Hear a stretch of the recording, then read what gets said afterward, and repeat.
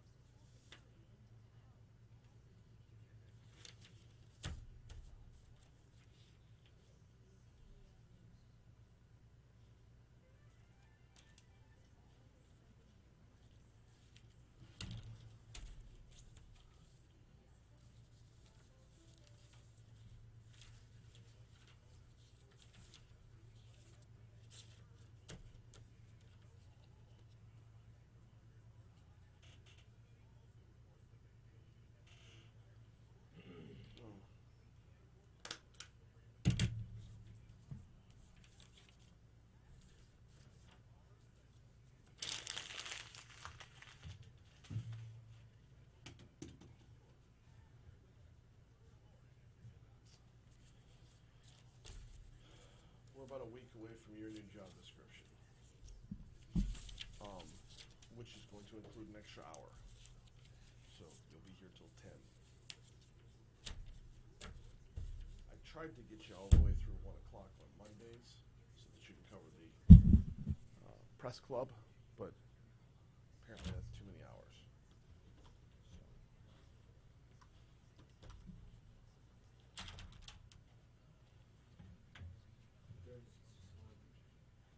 Cool.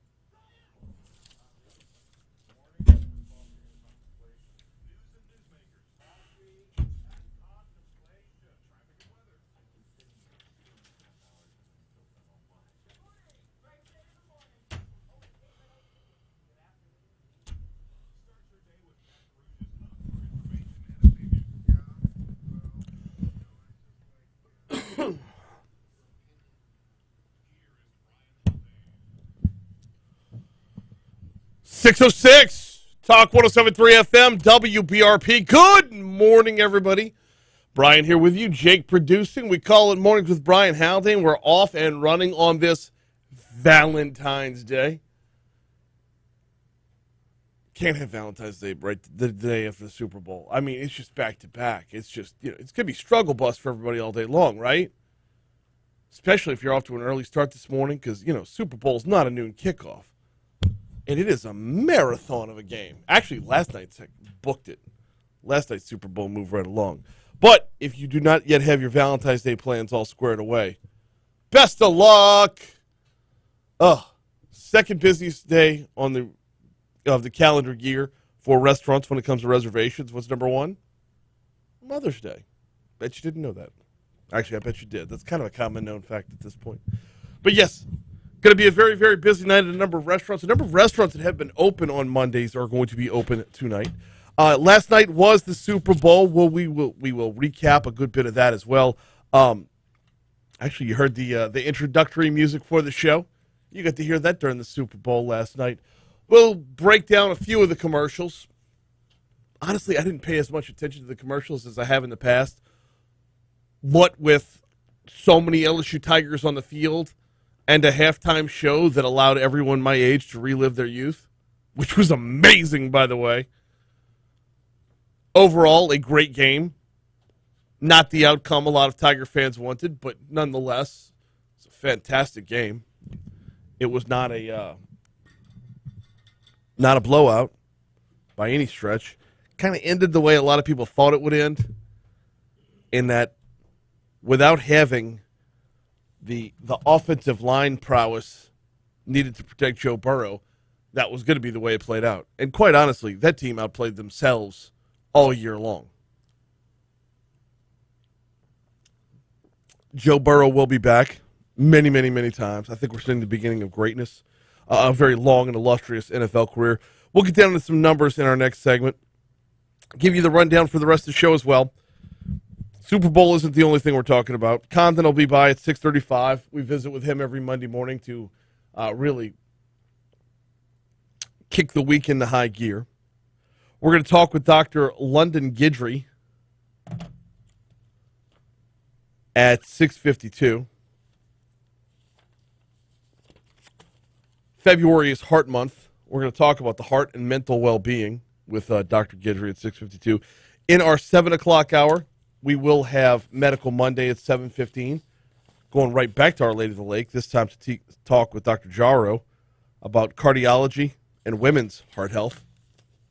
We get Stephen Waggis back at 7:35, going to recap what went down last Thursday a little bit and look ahead to the upcoming regular legislative session. Probably touch on the Super Bowl a little bit as well. In the 8 o'clock hour, we've got ABC's chief meteorologist, Ginger Z. Ginger's got a book out. It's actually her second book, talking about mental well-being, mental health, anxiety, depression, and the like. Ginger is a phenomenal story. I mean, her first story on the first big weather event on the national scene was Hurricane Katrina, and honestly, I could have talked to her for hours on end, just trading Katrina war stories. But we kept the focus on interviews already in the can. Kept the focus on mental health in her new book. That's at 8:15, and then we will round things out, having a little Valentine's Day fun. Also in the can, I got to speak with author Scott Meslow about rom-coms. It is Valentine's Day, and we talked a little bit about the romantic comedy as a movie genre. He's got a book out about exactly that, why they're so overlooked and underappreciated.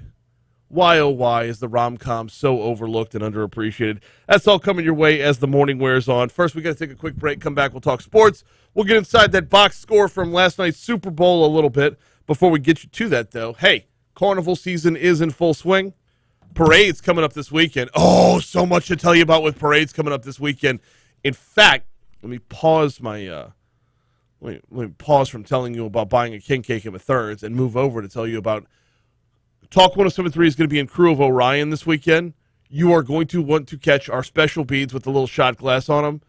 You're going to want to do that. Take a picture of said beads, post it on your social media, any social media outlet you're thinking of. Tag us in that post, and you are entered to win tickets to go see Dave Attell at L'Auberge. Dave Attell is coming to L'Auberge, I believe, next month? Might be the month after. Anyway, all you got to do, catch the beads, post up the pic. You're entered to win. Dave Attell at L'Auberge with an overnight stay at L'Auberge, and I believe dinner is included in that package as well. More on that as the week wears on. More on that as we gear up towards parades actually rolling in Baton Rouge. Artemis and Orion coming up this weekend. All right. If you're heading out to Artemis or Orion this weekend, downtown on 3rd Street, can't go wrong. Mathern's Market there, or Nicholson Gateway Shopping Center right across the street from Tiger Stadium. Either location of Mathern's has you set for parading the same way they have you set for tailgating. A lot of similarities here. Grabbing a couple six-packs, grabbing some to-go food as well, grabbing a king cake or two. Both locations of Mathern's have you said. They are your parade headquarters. They are your Mardi Gras headquarters. Downtown on 3rd Street or Nicholson just across the street from Tiger Stadium. It's Mathern's Market. Whew.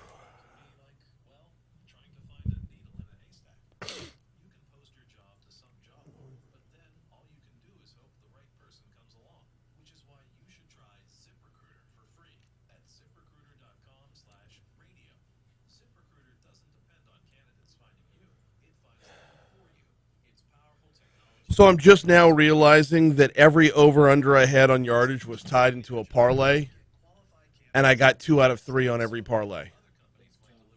Yeah.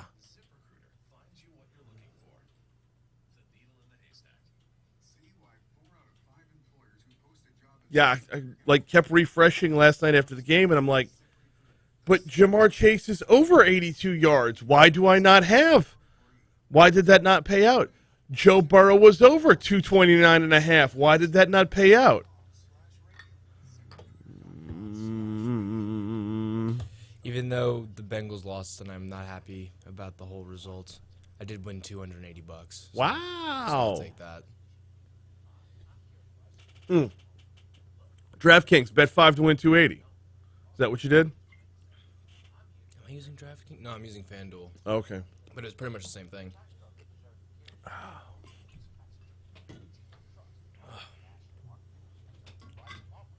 So I figured out what the maximum capacity was for me to be able to wager some dollars and still enjoy the game.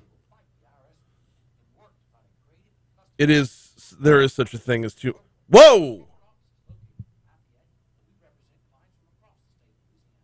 I thought I won money?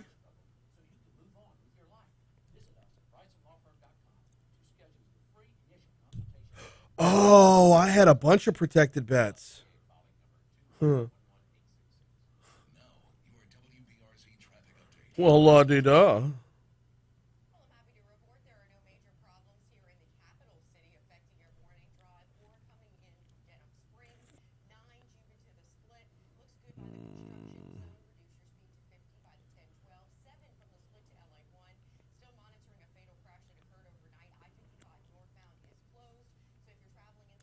Cooper Kupp catches the second touchdown. That sucked. I had him down to win to have the first one. First touchdown, Cooper Kupp, but he gets the second one. You bastard. You total jerk.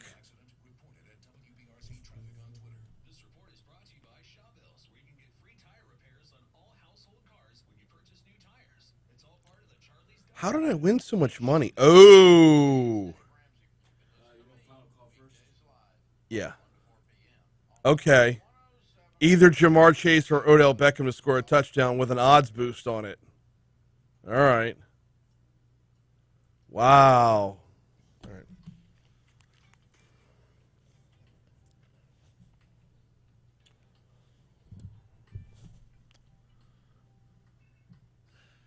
Am I going to go buy an electric Chevy Silverado just because the Sopranos theme was in the commercial, just because Meadow and AJ met up? Yes. Yes, I am. No, I'm not. Not really. We're going to get into commercials a little bit later on in the show. Right now, though, let's talk a little bit about the Super Bowl as a whole. Honestly, the box score after the fact, I mean, just so evenly matched on both sides. Matt Stafford, 283 yards passing. Joe Burrow, 263 yards passing. Joe Mixon, 15 carries for 72 yards. Cam Akers, only 21 yards, but the Los Angeles as a team only had 43 yards rushing. Cooper Kupp, 92 yards, 2 touchdowns, and an MVP. Odell Beckham Jr., 52 yards receiving on 2 catches and a touchdown. And, oh, by the way, you're talking about in-game betting last night? What fun. Until Odell Beckham's second reception, pull up that in-game over-under at 92 yards, hopped on that as soon as he got the second catch, and then boom, sure enough, he leaves the game with the knee injury. Darn it. Odell hopefully will be doing better. Speaking of injuries, Joe Burrow also tweaked his, well, I shouldn't say tweaked. He got hurt pretty bad. In fact, let's reverse the order of what we're going to do for the sound bites. Was there any question at all as to whether or not Joe Burrow was going to leave the game with the knee injury? Everyone saw that up close, very close up grimace, scream, if you will, after going down late in the game. But Burrow, of course, comes back. Couldn't close that out as far as the win was concerned, but no, he wasn't staying on the sidelines. Joe, when you were hopping off the field on one leg, really not much medical attention on the sideline, you kind of just went about your business. Were you just pushing it aside, saying, I'm not dealing with this right now? Yeah, we'd get checked out after the game when we get back to Cincinnati, but I wasn't coming out. So the final call sounded a little bit something like this last night. And Cincinnati will not spend that final timeout. They'll let the Rams exult. Sean McVay gets the Gatorade bath after 5 seasons. Cooper Kupp, phenomenal. Stafford gets the job done. Whitworth at age 40. Aaron Donald, we go back to the fact that Michelle was saying before the game, he's thinking about retiring. This could be the end. We don't know. But the Rams were built to win the Super Bowl, and they have sealed the deal. 23-20 the final score. And yeah, how about Andrew Whitworth with the full gray beard? I mean, I've seen U.S. presidents that look younger. And yeah, likely going to retire after that. I mean, what else do you have to play for? You just beat your old team in the Super Bowl. That's pretty amazing. Hey, the Super Bowl, while the main attraction yesterday was not the only sporting event yesterday afternoon, right here on Talk 107.3 FM, you heard Kim Mulkey's Tigers post up their 21st victory of the season, topping Texas A&M 74-58, your final score there. The box score from that one was pretty nice as well, as Alexis Morris had 25, as did Kayla Pointer. After that, no other Tigers were in double figures throughout the game. So, yeah, LSU women, 21 wins on the season, and they got a ways to go. They'll be back at it this week. I believe Thursday at 6 is their next game at Mississippi State. Yes, Thursday at 6 at Mississippi State. I mean, Tigers are primed to make a run in this NCAA tournament. All right, we've got to check the Fox Business Report. When we come back, let's talk a little bit about the redistricting session. That's coming up next on Talk 107.3.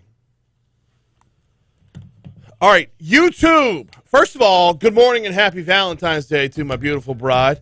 She just texted me a moment ago and lost power at the gym, but powered through the workout.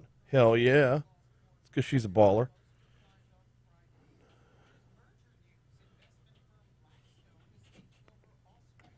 So we have 3 questions for you on YouTube this morning, and I want answers to all of them. Wait, I have to save these notes. I've been re-promoted back to program director, and it sounds like good news. But I have notes, and I have to be organized, and I have to adult a lot more than I'd like. All right. 3 questions. Number 1. What are your Valentine's Day traditions? Reservations somewhere? Do you do something special? Do you get the missus some kind of useless crap from Walgreens?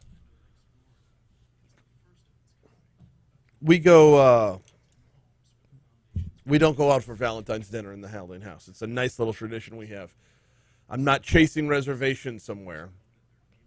We bring crawfish home. Cool. Thank you. I'm going to go ahead and do it in this segment then. Yeah. Yeah, I'm not necessarily old enough to have like a full-on tradition for Valentine's Day yet, but what I'm doing for this year's, we're actually making food as well. Steak and lobster. Hey now. Yeah. That's a lot. I'm gonna be muy full. Ugh.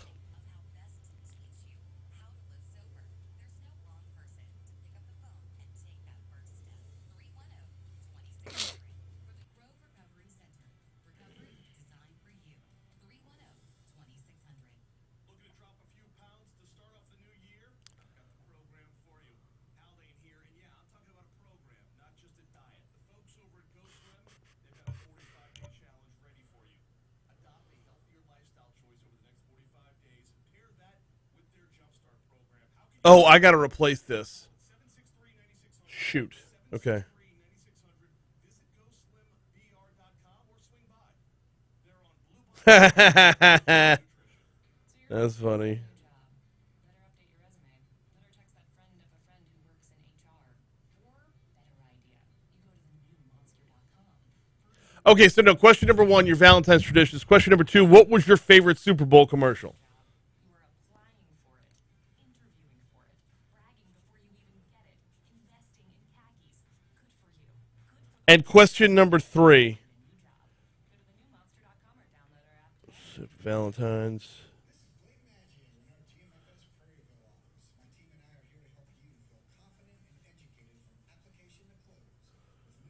Okay, since the Haldane tradition is bowl crawfish for Valentine's Day, question number three is, how early is too early in the season to get crawfish?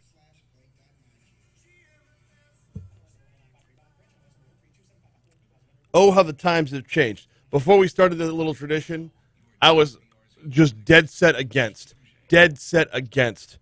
crawfish before Easter Sunday. And then you just blitzkrieg it for 2 months, where you're basically a walking salt lick at that point.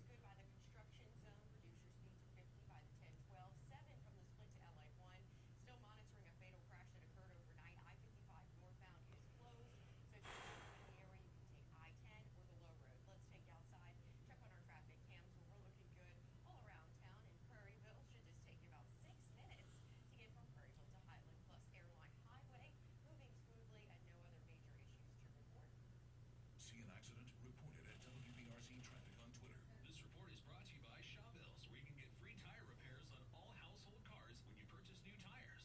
It's all part of the Charlie's Dozen, and it's only at Shawbills.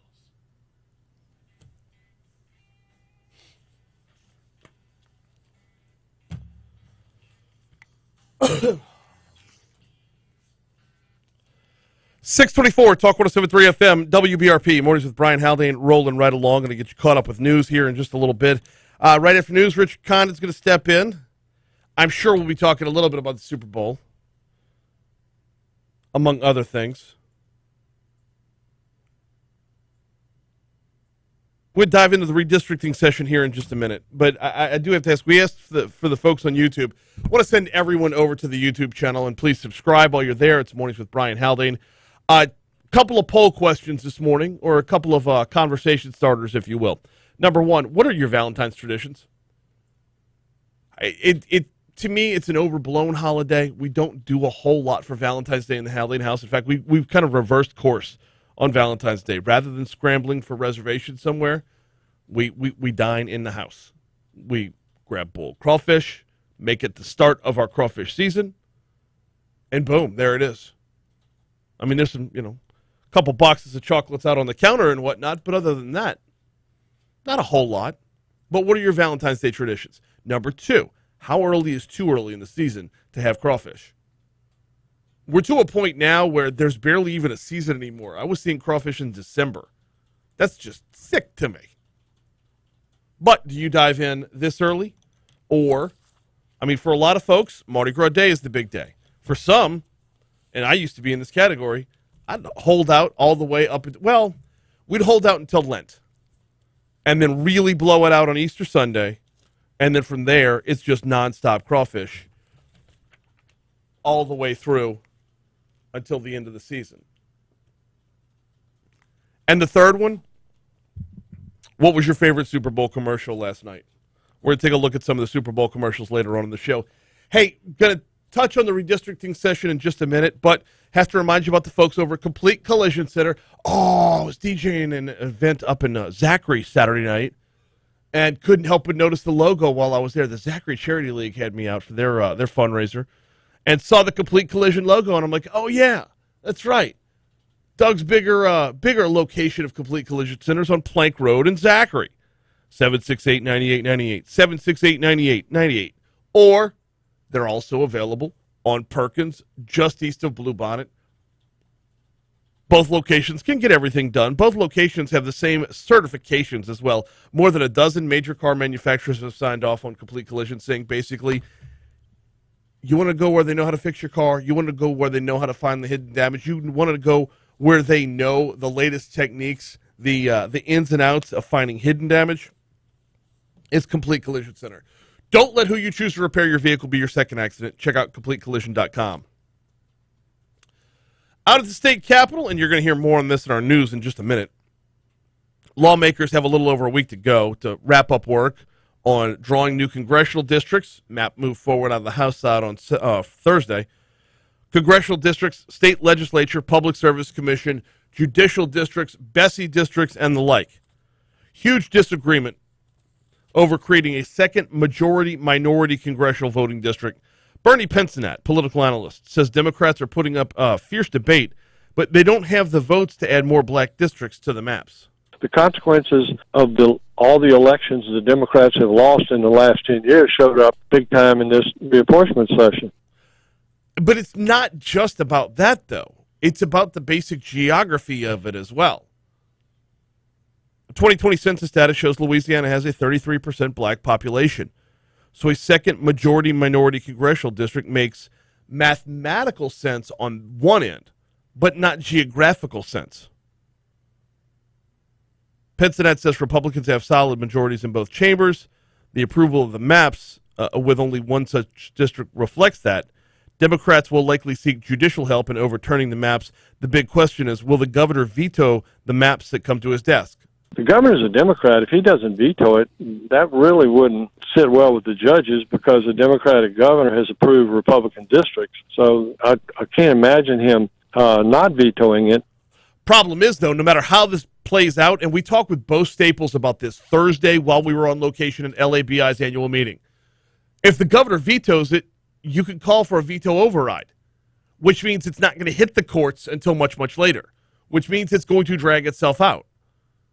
The most expeditious thing for the governor to do would be just go ahead and sign the daggum thing.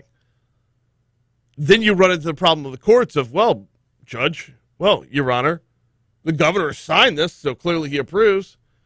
So the governor's kind of stuck between a rock and a hard place. Do you slow the process down, or do you sign off, speeding the process up, but making it that much more difficult to get it done?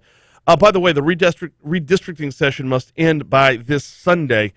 Pensenat says time is running out for lawmakers to get their congressional map settled and deal with the upcoming opposition. I think they were trying to get the congressional remap done so that they'd have enough time to challenge the governor's veto. But if that doesn't happen, of course, they would have to have a veto session. Right. So if you see that, you're talking about an even longer period of time before you'd see it move into the courts, much less out of the courts.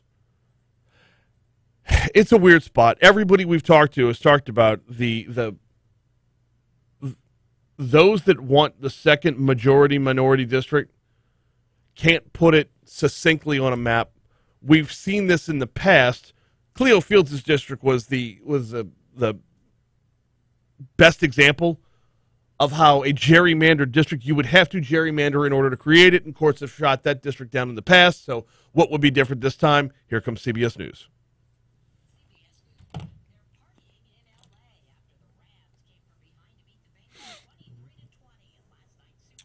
All right. What's happening? YouTube, Clinton, Transformer Blue on Old Hammond, powers out, all down Old Hammond, and OEA. What? Yeah.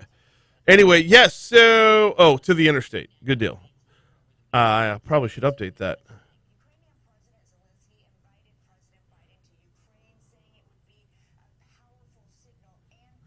Eric says the only thing I won was Mixon getting 10 yards in the first quarter. NFL should hire Milli Vanilli if they're going to continue to allow truly horrible lip syncing. I don't expect halftime performers to actually sing.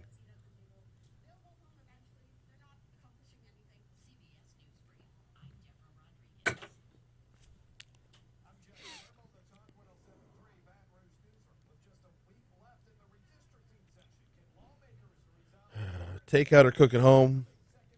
What are the other two questions? Oh, the Super Bowl commercial. Animated football game with Manning, Walter Payton, and the giant baby. Oh, that was very good. What about the TD Ameritrade? Was it TD Ameritrade with the baby flying the helicopter? Or the baby, like, getting called in, had the sippy cup? That was really good, too. Ichiban takeout, LSU roll, and rock and roll. The LSU roll. Oh.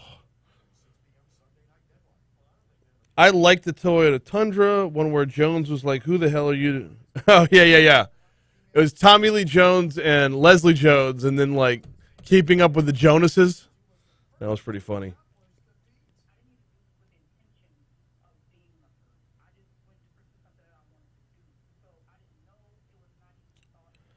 Funny.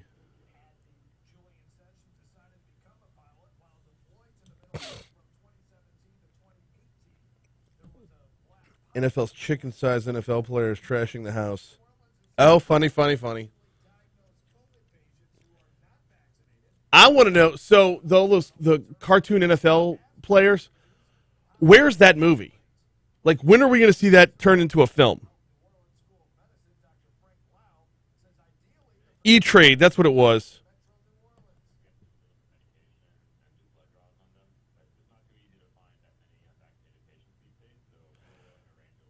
Sonny says this was the first time in years I felt like they were actually singing. I don't know. It felt like it was kind of in and out. Like I don't expect him to. I really don't think Eminem was. 100% can't be convinced that Eminem was actually singing.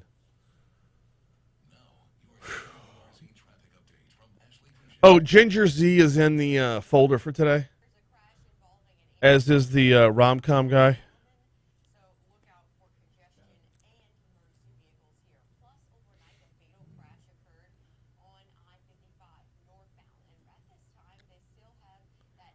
Bump, bump, bump, bump, bump. Did the Mannings rack up some dollars or what? Bruh. They just turned money into more money.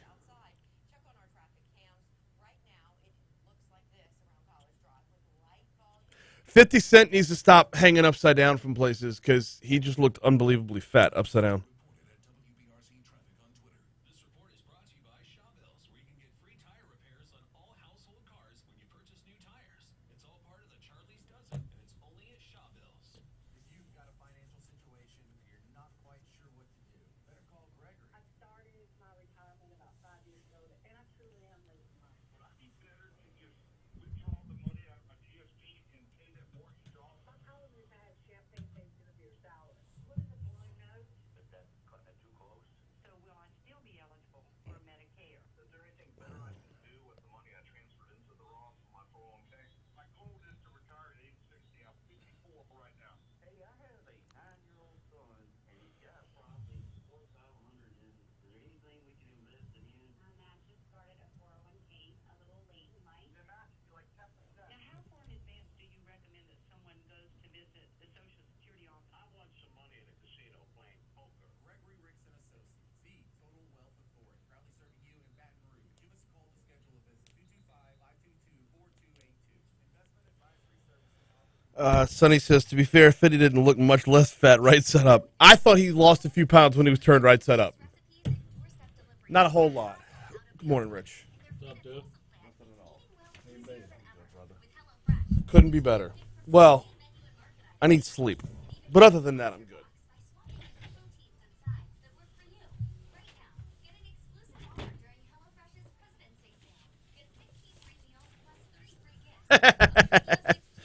Of course he's fatter. Inflation. That's funny.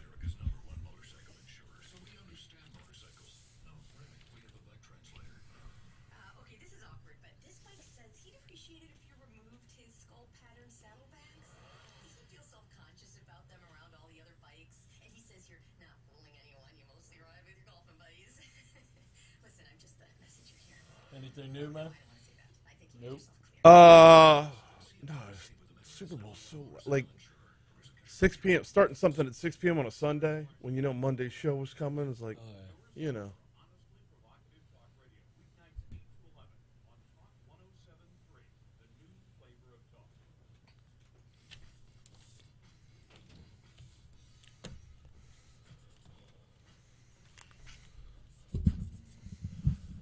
.637 Talk 107.3 FM WBRP. Let's dive right back in. Time to welcome in Richard Condon. Time to kickstart your week.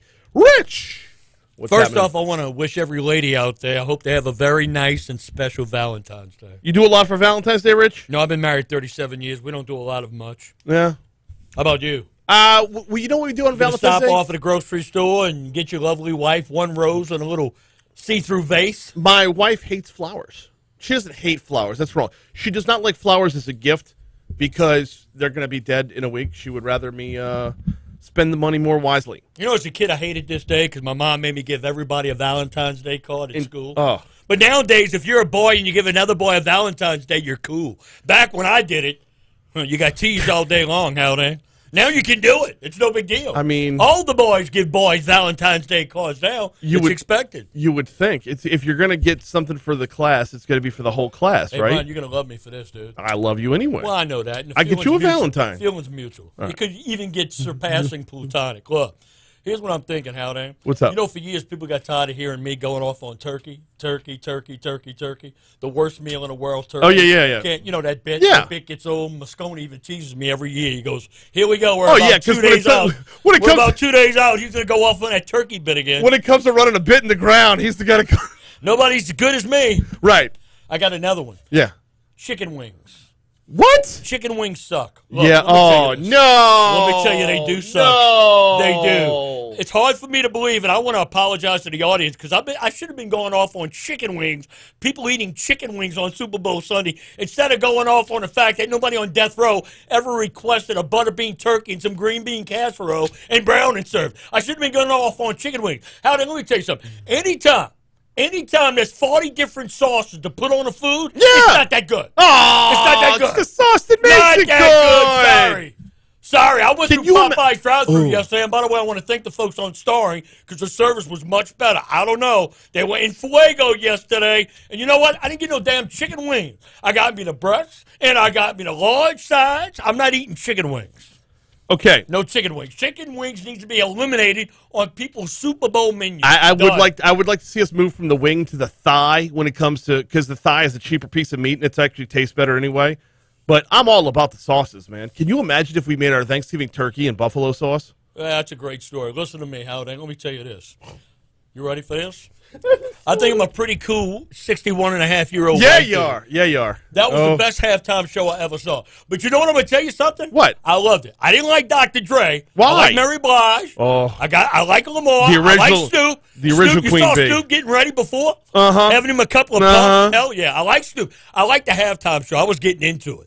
Each bird, I was getting into those tunes, all right? Yeah. So I'm pretty cool on that. I Yes. like that. Now, Dr. Dre, I didn't get. And let me tell you real quick, I got to cover this kind of stuff because that's what people talk about at the workplace on Monday after the Super Bowl, all right? The worst collection of Super Bowl commercials all time. And it could be maybe I'm a little bit up in age and I'm not used to all of this new animated stuff and what's going on because as you get older, you lose touch of what the average person who watches commercials want, right? Right. So the only one I got into was a little bird in a crocodile's mouth. I like a little salt and pepper. I like that one. Now, I know which one you like because you open up your show with it. Right. A little soundtrack, right? From Yeah, The Sopranos, yeah. But I never watched The Sopranos. The only one I saw is when he got almost shot at the end when it went to black. That's the only one I ever seen. So I appreciate the music, but that's one people like. I thought it was the worst collection of Super Bowl commercials all the time. So I like Didn't the get Sopranos into it. when I like the baby, the E-Trade baby. I don't remember. He was. that Oh one. no, he was at like a cabin out in the woods, and they had to fly the helicopter back because the market's a mess. So he's got to go clean it up. All right, now look. E-Trade Baby was good. Do you know how to get in touch with Cito Narcisse?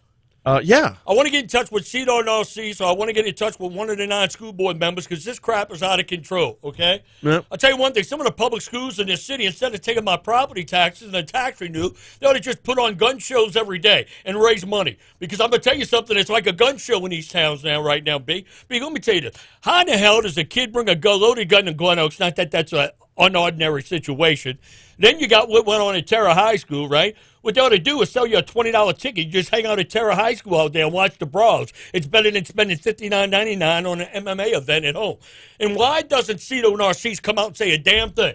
A damn thing. Then last week you got an 8-year-old. Last week you got an 8-year-old getting pummeled. Now I appreciate her friend not dropping a damn iPhone and opening up a can of whip ass while your friend's getting beat. I know the mama appreciated that video because the bus driver didn't tell her anything. Right. Nobody at the school said anything.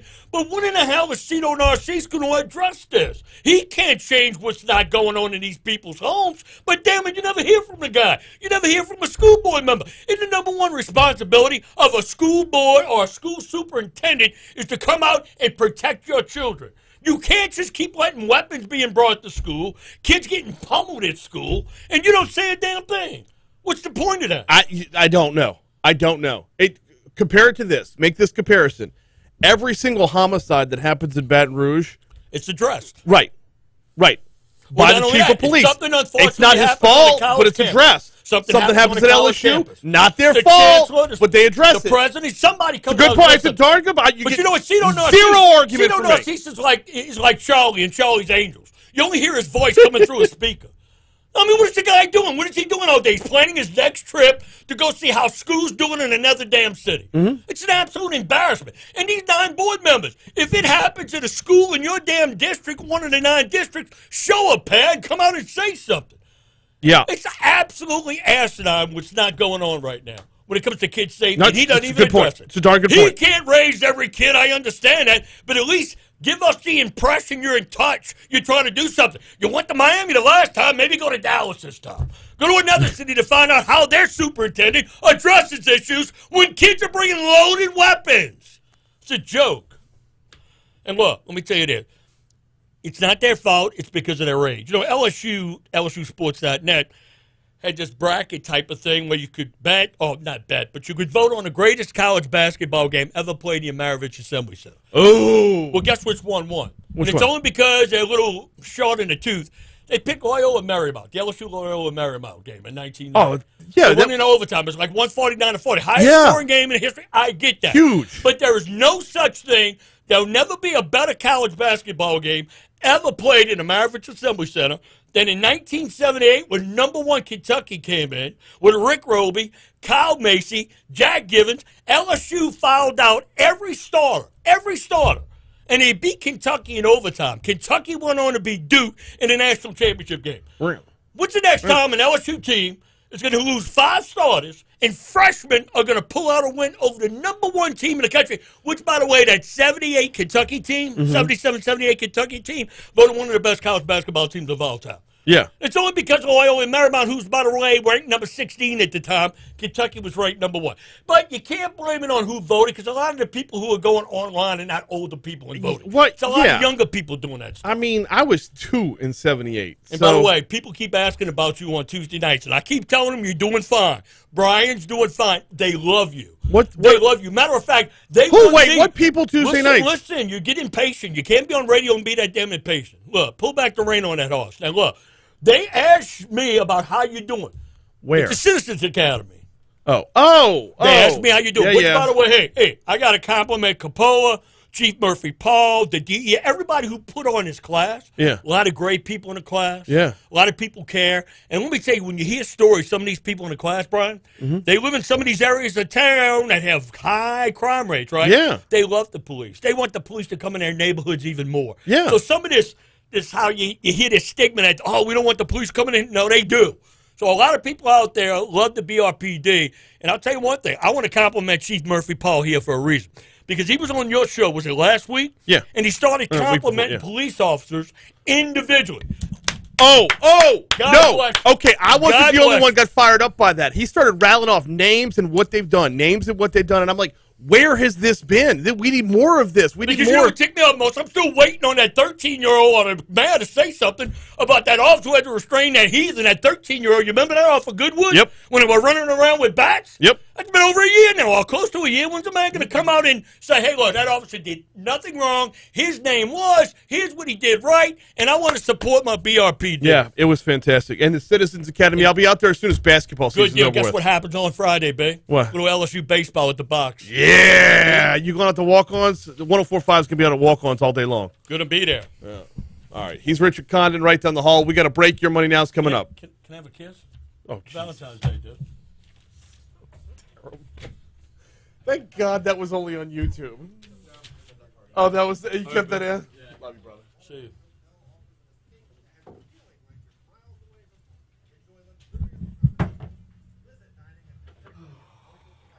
I am going to be drinking room temperature water all day long because I forgot to put my stupid gallon in the freezer before going home Friday. Ugh.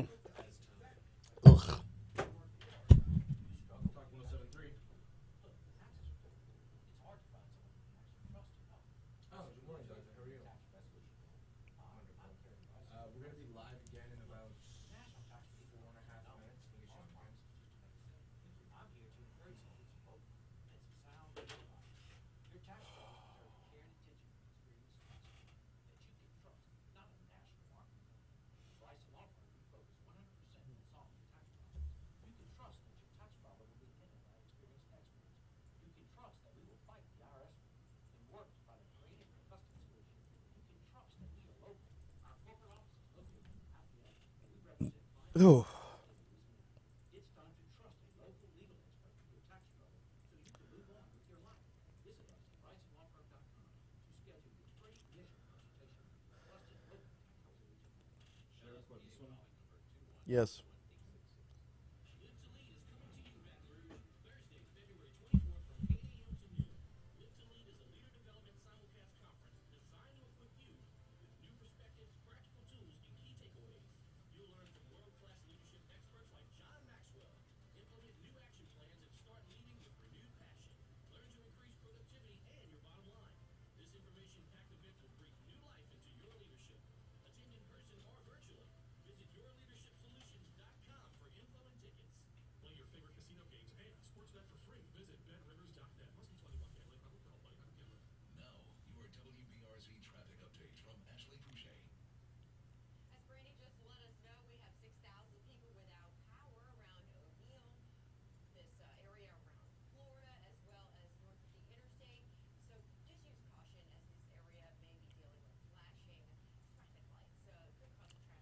Flashing lights.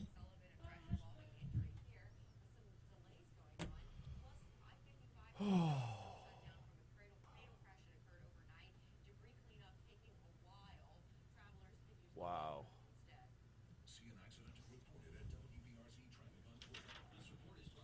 Is that Dr. Guidry?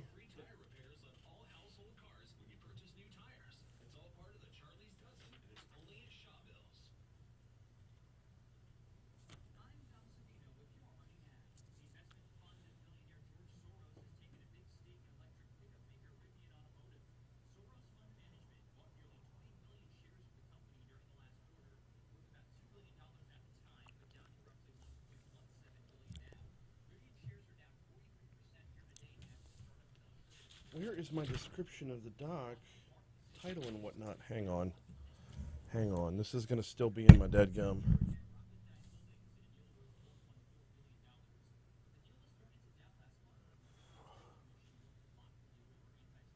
When did I log? Did I log into DraftKings already this morning? I have got to stop getting emails that show me when I logged into DraftKings. I need to figure out in my settings because when I open up my email the following morning and it says you logged into DraftKings 7 times last night, it's like, well, first of all, stop logging me out. It's my damn phone.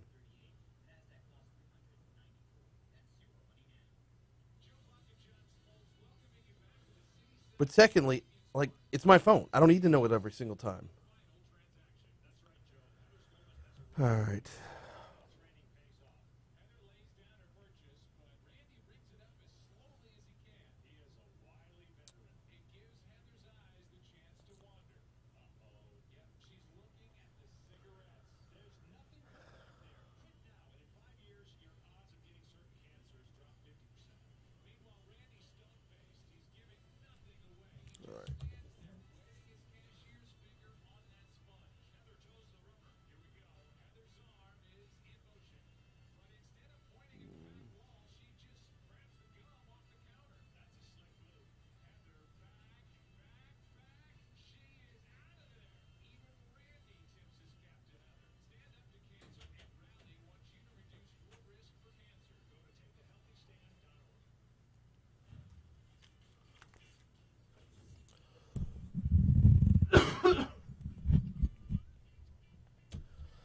652.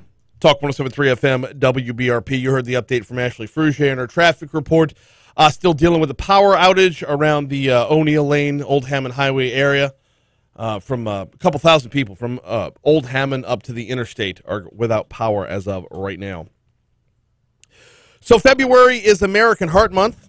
The American Heart Association and Our Lady of the Lake Heart and Vascular Institute are working together to spread awareness about what is the number one killer out there, which is heart disease. Joining us now to talk about it is Dr. London Guidry. Dr. Guidry is a vascular surgeon at Our Lady of the Lake. Good morning, Dr. Guidry. How are you this morning? Morning. Thanks so much for having me. Glad to have you on here and to be talking about this. We always, Valentine's Day is involved with a lot of chocolate hearts, but it's good to talk about the actual heart every once in a while. So what's Heart Month all about?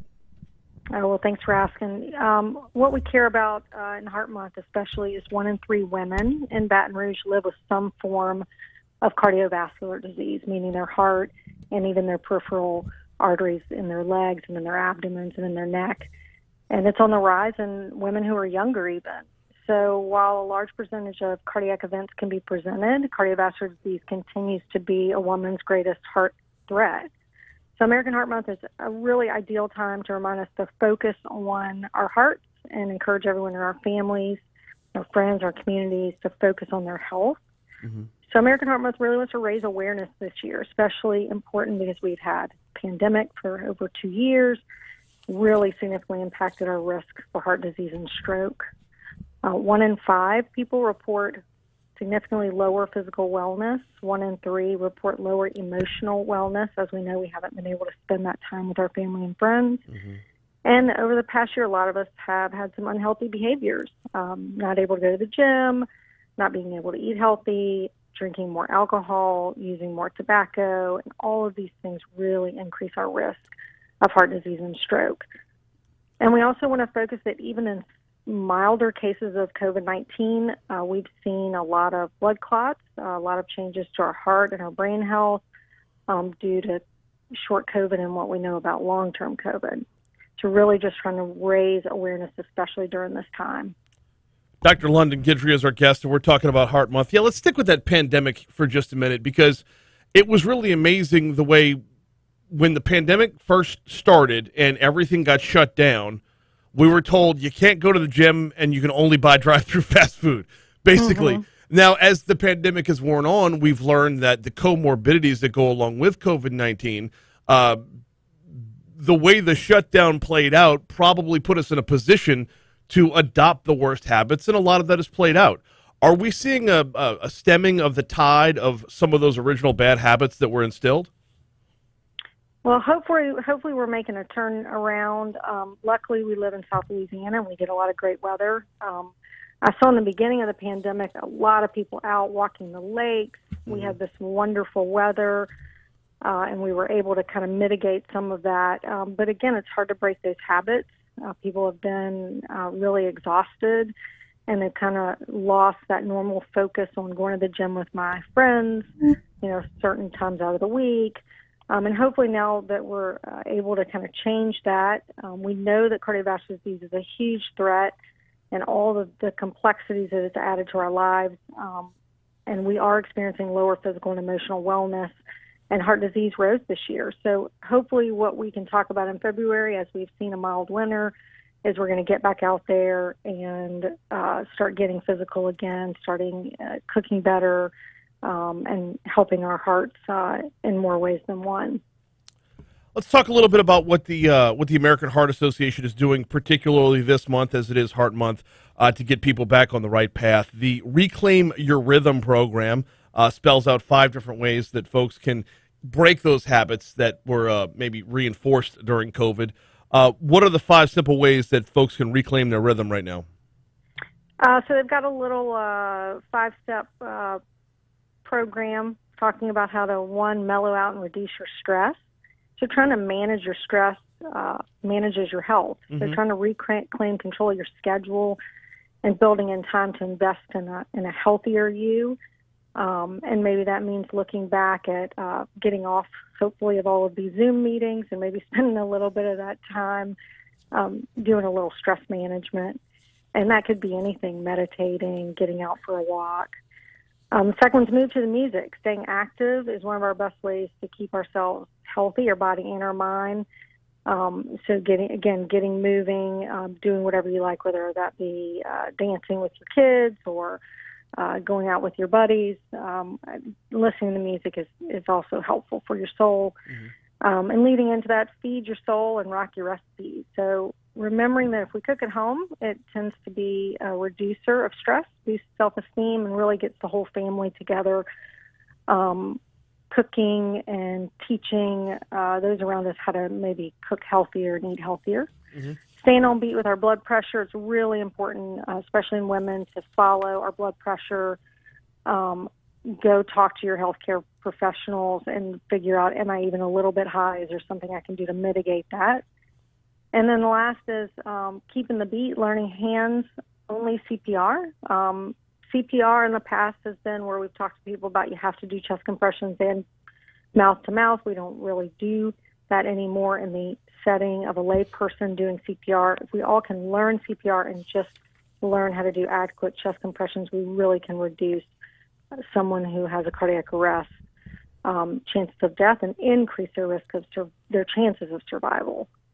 We've got we've got exactly 60 seconds left with Dr. London Guidry. Got to ask you about signs and symptoms, especially when it comes to women. I know with men and heart disease, we've talked about it a million times, but what are some of the signs and symptoms that differ between men and women when it comes to looking for a heart attack? Absolutely. Men typically get a crushing chest pain radiating to the shoulder, left arm, and jaw. Women will also get that, but we also miss it oftentimes because women will get nausea, upper abdominal pain, lightheadedness. They may not get those same classic symptoms. They may just get shortness of breath or just the jaw pain. It's not going to be just that elephant on the chest. So we really need to not discount women's symptoms. Mm-hmm. And quickly, African-American women are at huge risk for heart disease. We really want to pay attention in our young African-American population. More than half of African-American women, over half, have CKD, cardiovascular disease, and they're more than 10 times more likely to die from cardiovascular disease than breast cancer. So we really want to focus on all of our women and all of our groups of women who are at high risk. She is Dr. London Guidry, vascular surgeon with Our Lady of the Lake. We appreciate the time this morning. Thank you so much. Thank you. Have a great day. You do the same. Here comes CBS News. No. Oh, my God. They played the football.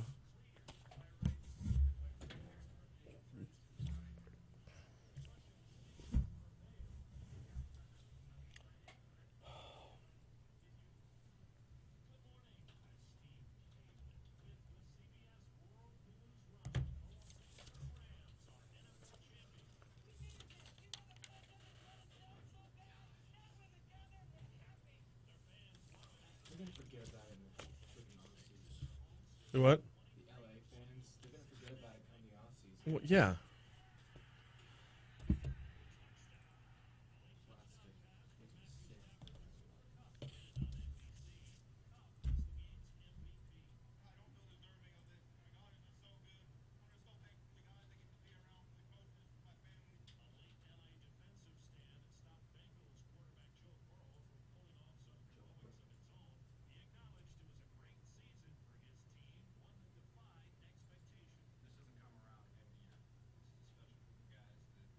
Yeah, it does.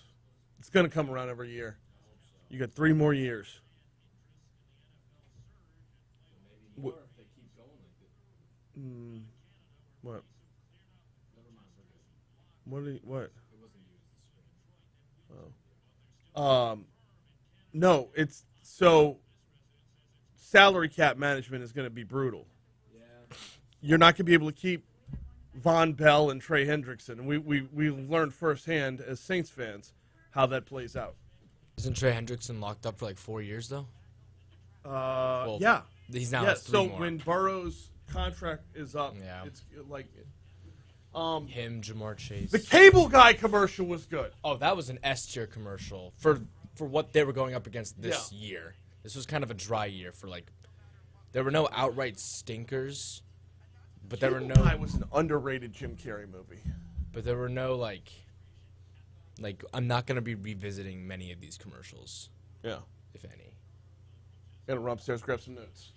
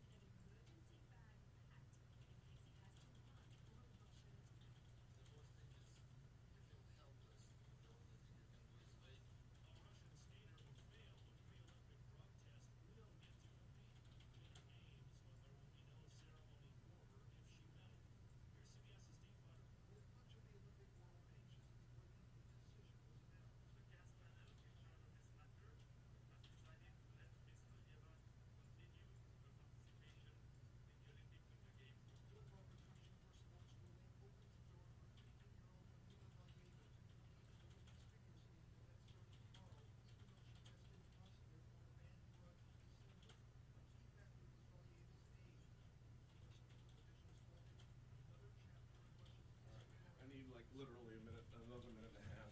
Are we out of news already? We're about to be. Okay, I'll be back. Yeah, you will have a minute.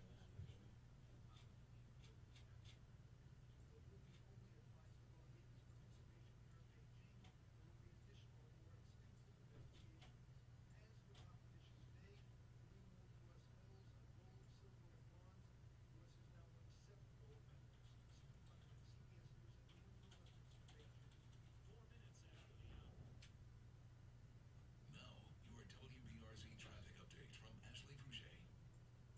Not be working on Old Hammond, Florida, and O'Neill due to a power outage involving 6,000 customers. In Central, crash from Brett Sullivan still on the scene involving an injury. Use caution passing through. I-55 still closed northbound after an overnight fatal crash closed off the area.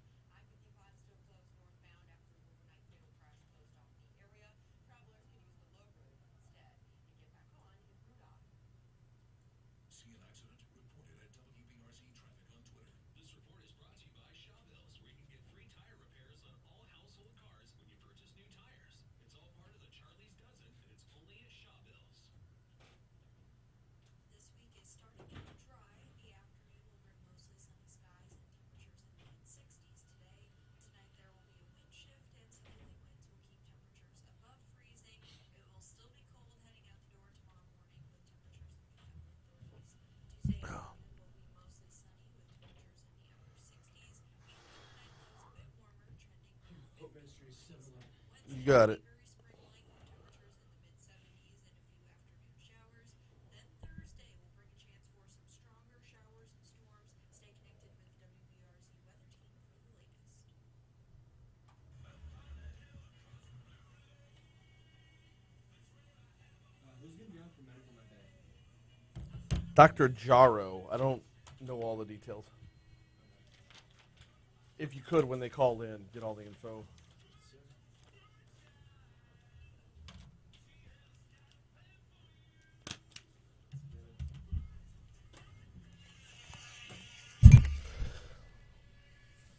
.706 Talk 107.3 FM WBRP Hour 2 of Mornings with Brian Haldane coming your way right now. Busy hour this hour as well.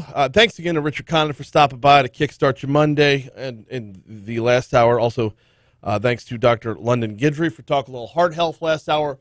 We're not done talking heart health. Our Medical Monday segment coming up at 7:15 going to have a similar theme to it.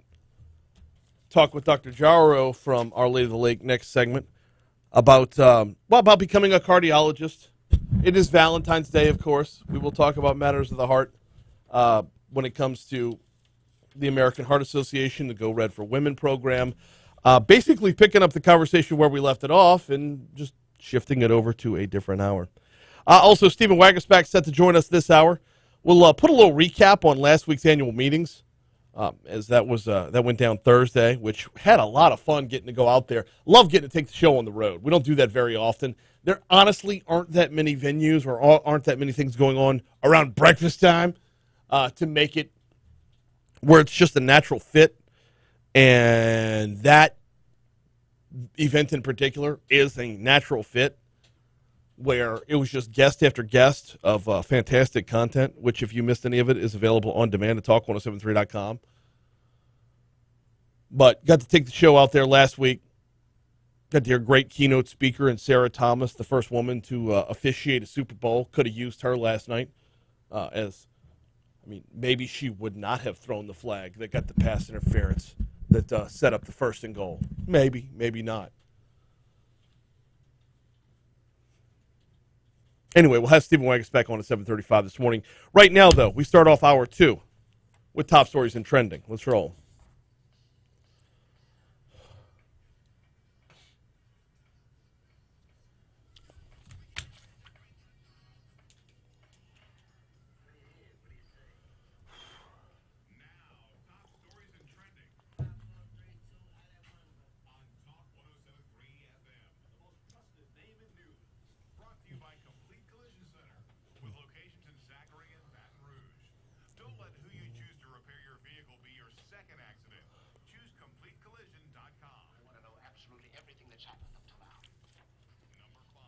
Lights, camera, and a lot of action are coming to the capital area for the next few months.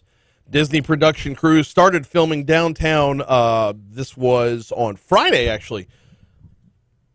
National Treasure TV series. We had Aaron Bayham from Celtic Media on to talk about it. Residents have plenty of chances to see production crews around the city from now through July.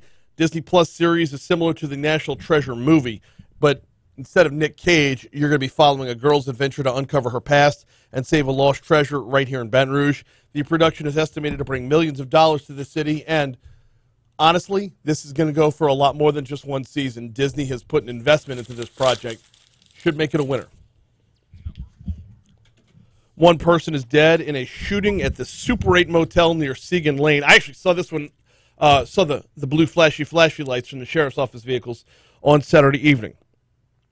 East Baton Rouge Parish Sheriff's Office said the shooting took place around 5 p.m. Saturday. Sources say an argument led to the fatal shooting. As of last report, deputies were still searching for the suspect. So this happened at the Super 8 Motel just off of Segan at Rieger Road, Segan at I-10. Was leaving a basketball game, going to head to a DJ event and DJN event, and Rieger was completely shut down. I mean, there were dozens of units out there with the flashing blue lights and whatnot. You could tell very, very quickly that there was a very serious situation unfolding. One person was killed in the 2100 block of Kentucky Street around 9:30 p.m. Also Saturday, just like the shooting at the Super 8 Motel. Officials say 20-year-old Rashawn Franklin was found suffering from multiple gunshot wounds in an empty lot. Franklin died at the scene. BRPD is investigating the shooting. There are no other details available at this time.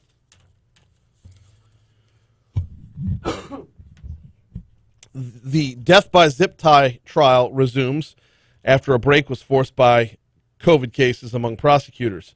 Grabbing this one from The Advocate, the trial of a man accused in the 2015 slaying of a Highland Road couple in their 70s resumes today after a COVID outbreak among the prosecution team forced a week-long recess.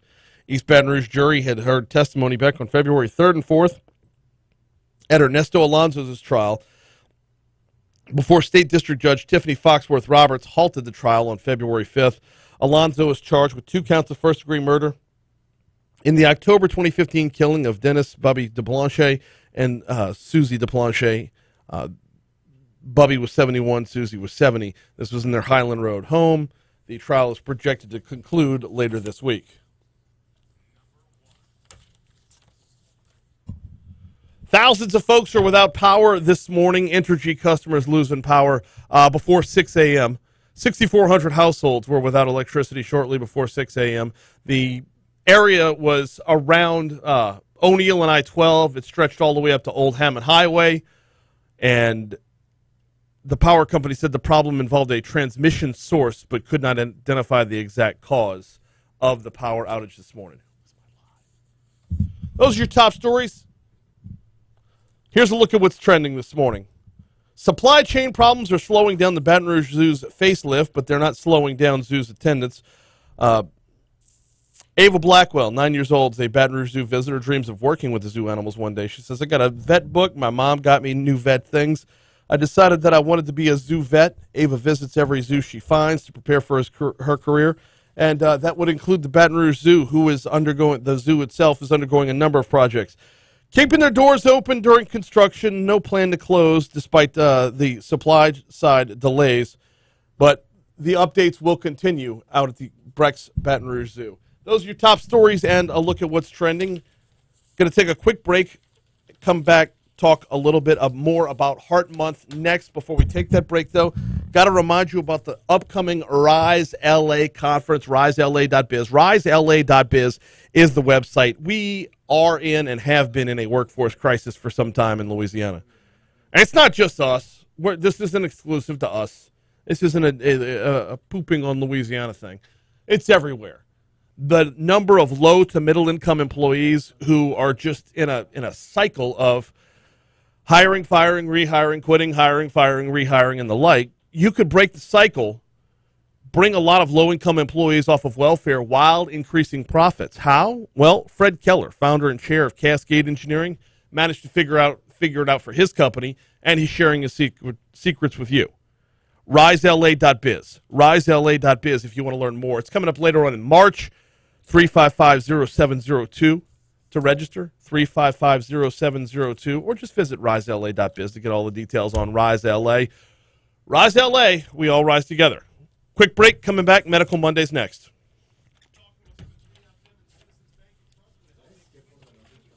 No, we were good. It will.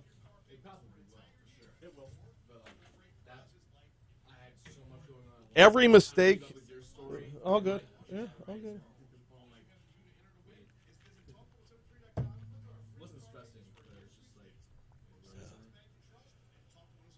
right. Oh, I'll be right back.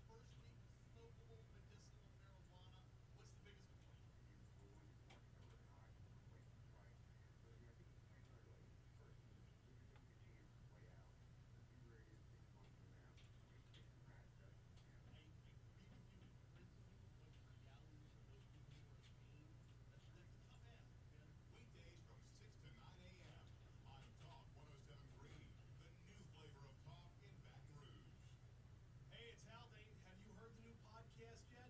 We're calling it Cool Story, bro. Why? Because there's a ton of cool stories to be told right now. Whether you're talking about events that transpired over the course of a lifetime, over the course of a career, or catching lightning in a bottle, that moment of greatness. Greatness happens all around us. It's funny, this entire break has just been you. I hate that. What do we know about Dr. Jaro? Dr. Tara Kajaro, she is a member of the College of Cardiology from the American Medical Association, the Louisiana State Medical Society. Okay. Oh, I've got it all. No, shoot, I just didn't read far enough down. That's according to Our Lady of Lily's website. Yeah. All right.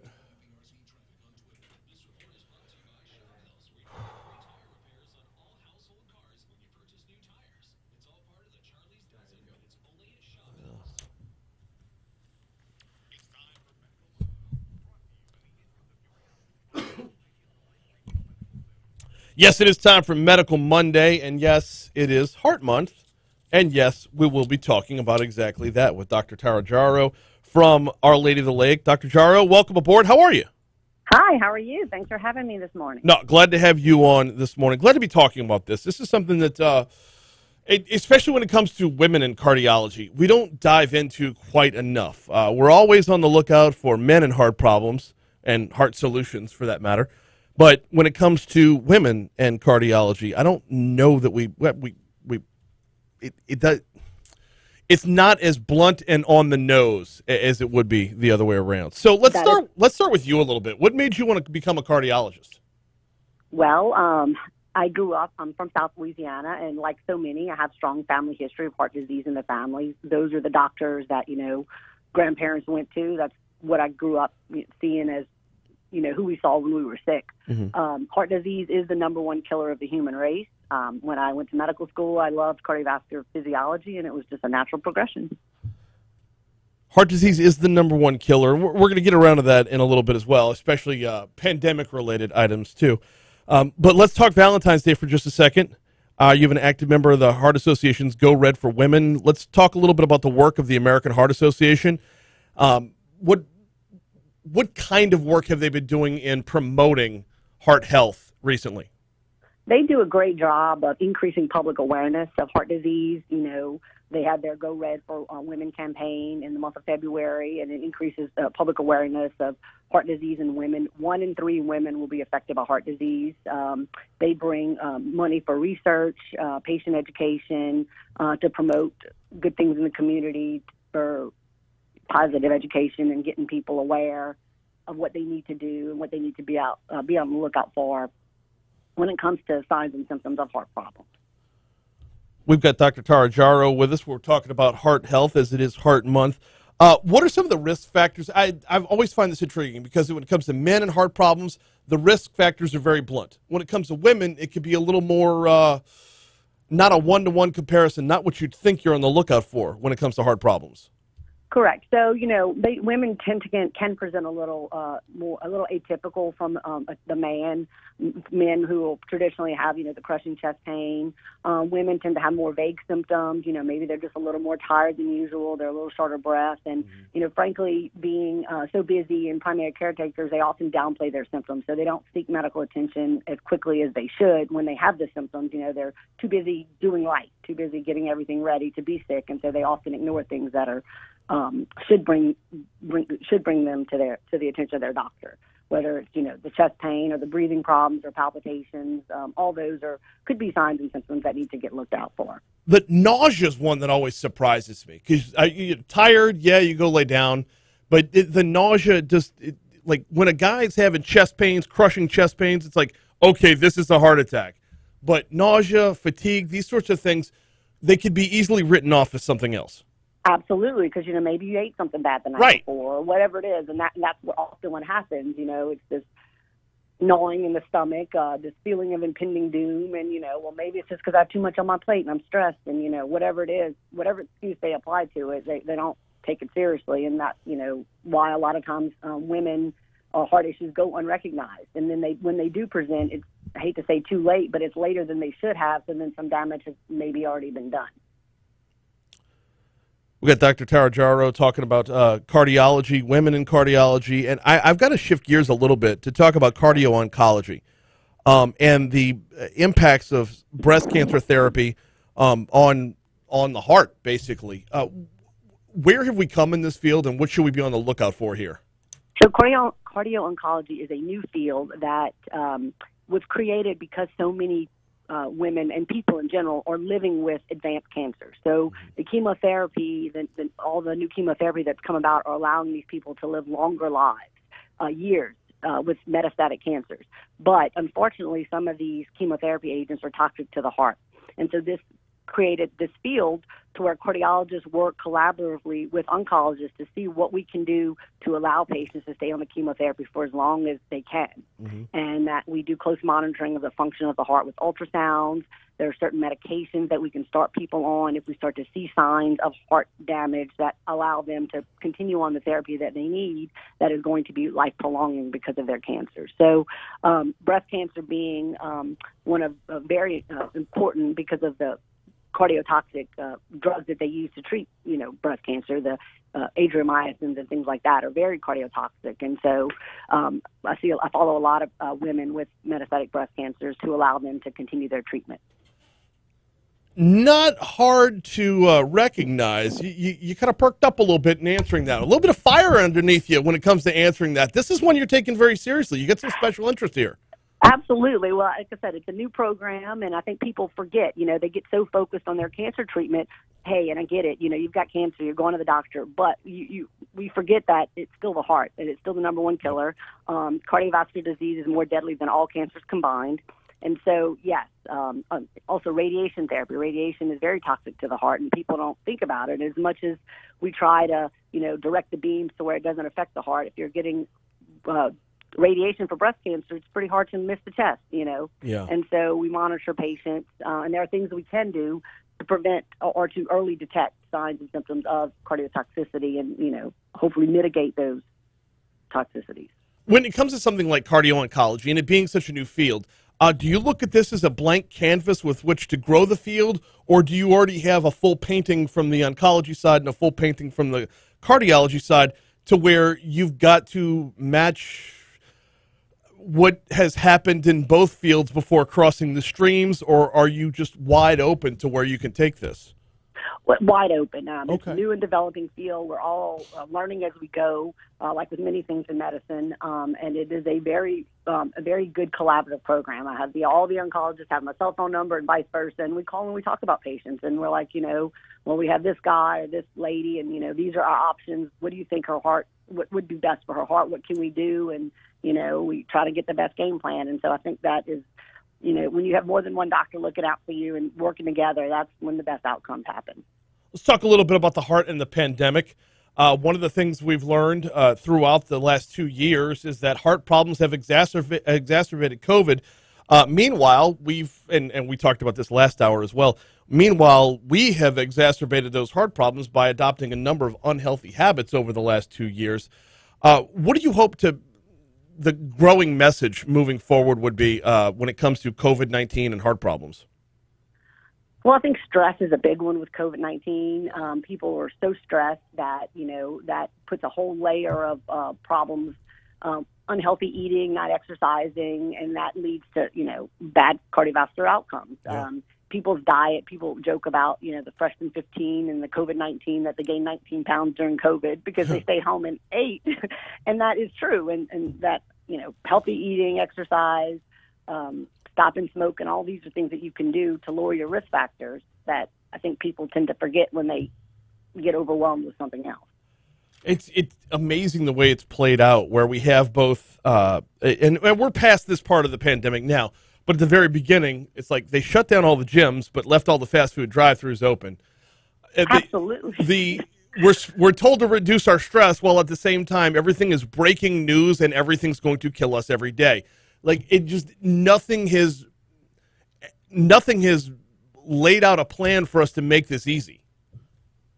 Absolutely. The drive-through line was crazy. It would block the roads up, and you had traffic to deal with on top of that. So, yeah. It is amazing. So what's the most important thing you'd like listeners to take away from cardiovascular disease? I think most important thing is to know your risk factors, because a lot of these risk factors we can modify. You need to go to your doctor, know what your numbers are, know what your cholesterol readings are, your blood pressure, know your family history, because all those play a role. It's a cumulative effect. There's a lot of things you can do to reduce your risk, and just to be aware of what factors stand in your way and try to, do the best you can to lower those risks. How big is the family factor in this? How big is your family history in this? It's very big. You can't fight your genes. You can't outrun your genetics. And so I think being aware of them and doing the right things early on makes a big difference. So yes, I think it unfortunately does play a big role, but it's also a role that we know, right? So we know what happened to our parents because we can see it, and it doesn't just sneak up on us. And so just knowing those things and letting your doctor know, and you're in a different basket. You may get put into a higher risk basket because of that. How do you fight? This is going to be a tough question to answer because there's no way to pigeonhole this. How do you fight the feeling of inevitability when it comes to a family history, when it comes to bad habits that have been instilled over the course of years? How do you fight that whole, well, I've been smoking since I'm 15, so there's no reason to quit now, or I've been drinking since it was legal to drink, there's no reason to quit now, or I'm already 35 pounds overweight, it's going to be impossible to backtrack that.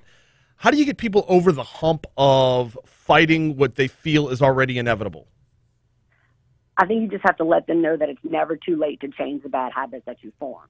And I tell patients, you can be sad today because of whatever diagnosis I gave you, but tomorrow you've got to change your life. Mm-hmm. You always have tomorrow. And so knowing that, showing them that you're going to be there to support them along the way. And yes, you might have a long road ahead of you because maybe you have 50 pounds to lose or maybe you have 100 pounds to lose, but that's okay. You didn't put it on overnight. You don't have to lose it overnight. It's one day at a time, and it's never too late to change bad habits. 100%. Where can folks go if they want to learn more about heart disease? So American Heart Association has a great website that lists a lot of risk factors, and they have a lot of resources available for patient education. I think it's AHA.org. Talking to your family physician, they can provide more information. Lots of good resources out there. She is Dr. Tara Jarrow with she's a member of Women in Cardiology, the AMA, and the Louisiana State Medical Society. We appreciate the time and the information this morning. Thank you so much for hopping on board. Thank you very much for having me. No, glad to talk about this on Valentine's Day. Matters of the actual heart on Valentine's Day. I tell you what, we got about 2.5 minutes before we got to meet up with CBS News at the bottom of the hour. Before we get to that, I'm supposed to remind you about Mooyah right now, but I would be hard-pressed if I didn't remind you about the folks over at Go Slim Nutrition right now. Knocking off a few pounds. This is what we just talked about. Adopting healthier lifestyles. This is what we just talked about. There's never a good time in the calendar year in Louisiana to do this. We're coming out of the holidays. Everybody's going to get chocolates today for Valentine's Day. We're approaching Mardi Gras, which means everybody's eating king cake. Mardi Gras will be followed by Lent, which everywhere else means sacrifice, but here it means boiled seafood. Like Lent will be followed by grilling season will be followed by tailgate season will be followed by the holidays. There's never a good time in the calendar year to lose weight. But Go Slim Nutrition has got you set. A 6-week jumpstart program. Oh, this will coincide exactly with Lent. You can start adopting healthier lifestyle choices. I'm down 60 pounds. You can be too. We talked with the doc about just getting over that hump. You can be too. Call him today. 763-9600, 763-9600. Went to my weigh-in last Friday. Fresh off of eating a po' boy for breakfast. We had Rocco in studio. I weighed in. I was still down 1.5 pounds for the week with a Crescent City combo in my belly. The program works because it's more than just a diet. It is an entire program. GEAUXSlimBR.com is the website, or swing on by. Hell, join me on Friday. I'll be there at 10 o'clock for my weigh-in. You can get started with the Jumpstart program at Go Slim Nutrition. All right, we're going to talk business in our next segment. Stephen Wagaspack's going to hop on board. Y'all, they had a phenomenal annual meeting last Thursday. Got to sit in on the keynote speaker, Sarah Thomas. I got to hear an interview. Wags got to interview Drew Brees. I'm so jealous. Actually, you know what? I need to hit him up. I want that interview to play back on this station. We need the raw audio from that because it was such an inspirational message.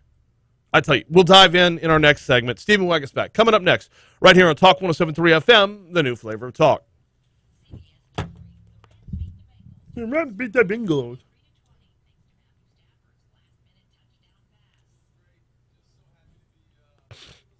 Oh, thank you.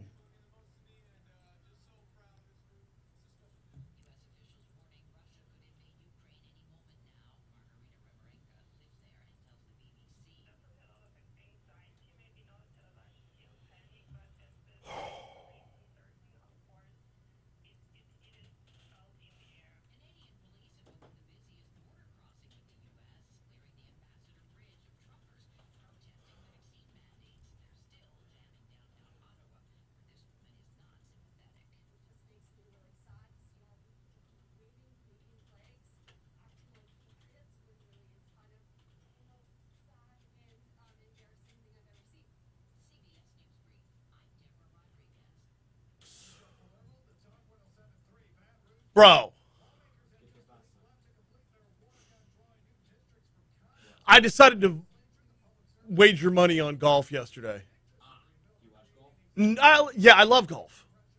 It's unbelievably boring, but I love it. I find it cathartic.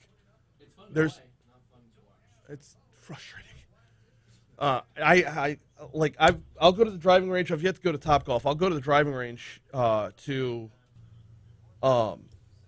lose myself in it. Just me and my swing. Not worried about a score. Just me and my swing. I love that. I have not been able to go out and play a full round of golf since my oldest daughter was born. Wow. I know. It's a lot of 15 time. years. I know. It's like 5 or 6 Who has hours. 4 hours on a Sunday? I know. Yeah. Right? Yeah. I had 3 kids. I'm not telling my wife, peace, see ya. I gotta say, enjoy that shit. My dad, when I was growing up, was very adamant that I learn how to play golf growing up. It's an amazing sport. I didn't like it at first, and I was like, this is dumb. When I was a kid, obviously. But yeah. My dad was like, this will really be good for you in the long term. And shoot, I still have a lot of life left, but already I'm just I'm glad I learned how to properly swing. Yeah. So I'm totally not worried about the boredom factor. For me, it's more about like I said, catharsis or whatever.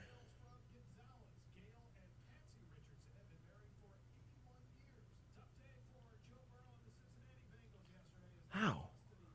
It was a tough day. You're in your second year in the league, and you just went to the Super Bowl.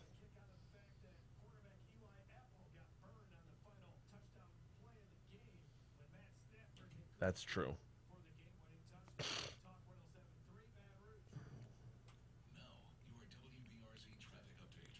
So I sat down with Chris last week. Got bumped up to Elliot, that's our boss. Guy got bumped up to program director. Oh, for real? Yeah. And I'm sitting in this meeting, and I'm like, I thought I already was the program director. So he's like, yeah, you are. We're just making it officially official now. I'm like, okay. Well, then it sounds like it was much deserved. No, congratulations.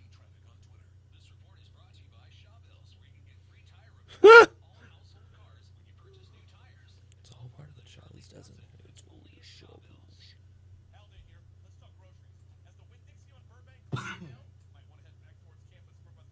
Come on, Steven. Call in. Oh, I was supposed to do what? Mooyah? Yeah. Yeah. Did you hit one at the back end of that just now? I did Ghost Limb. They're not on the books for today. I did them anyway. That ain't no problem. So we have, I was going to say Mooyah was at 52, but we had 2.5 minutes, so I was like... Why is Dan Lebitard following me? And then...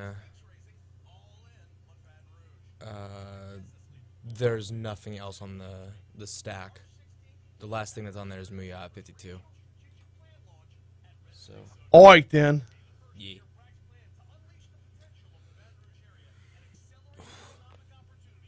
Jeez. So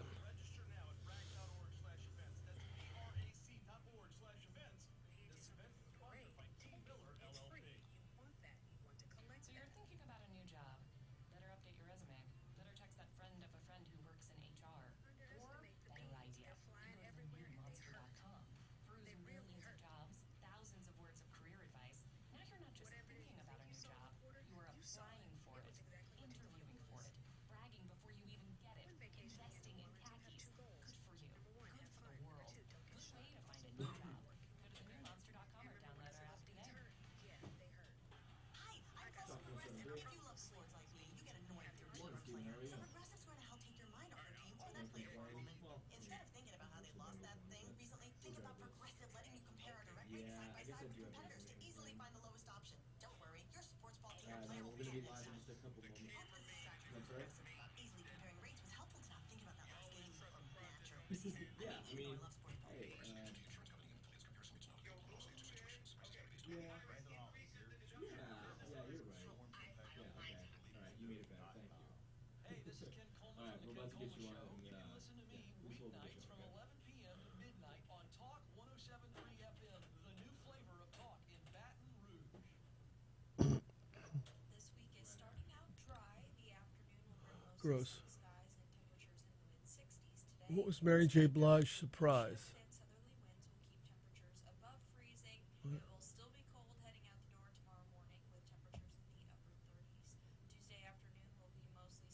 What?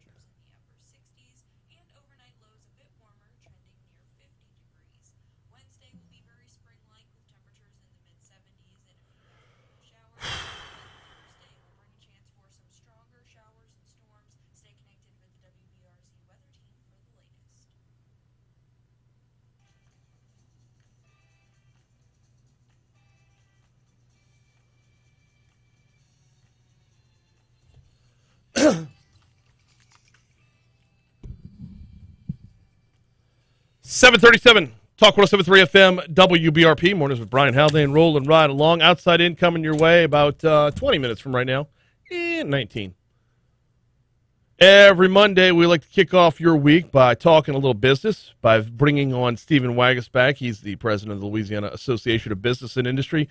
And he's coming off a week where they had their annual meeting. Stephen, welcome aboard. Have you recovered? In process, Brian. In process. I wouldn't say we're fully there, but we're on the road to recovery. I mean, phenomenal lunch. I did not get to hit the panel discussion in between my show and lunch, but the lunch program was ridiculous. Sarah Thomas, everyone should get to experience her speech.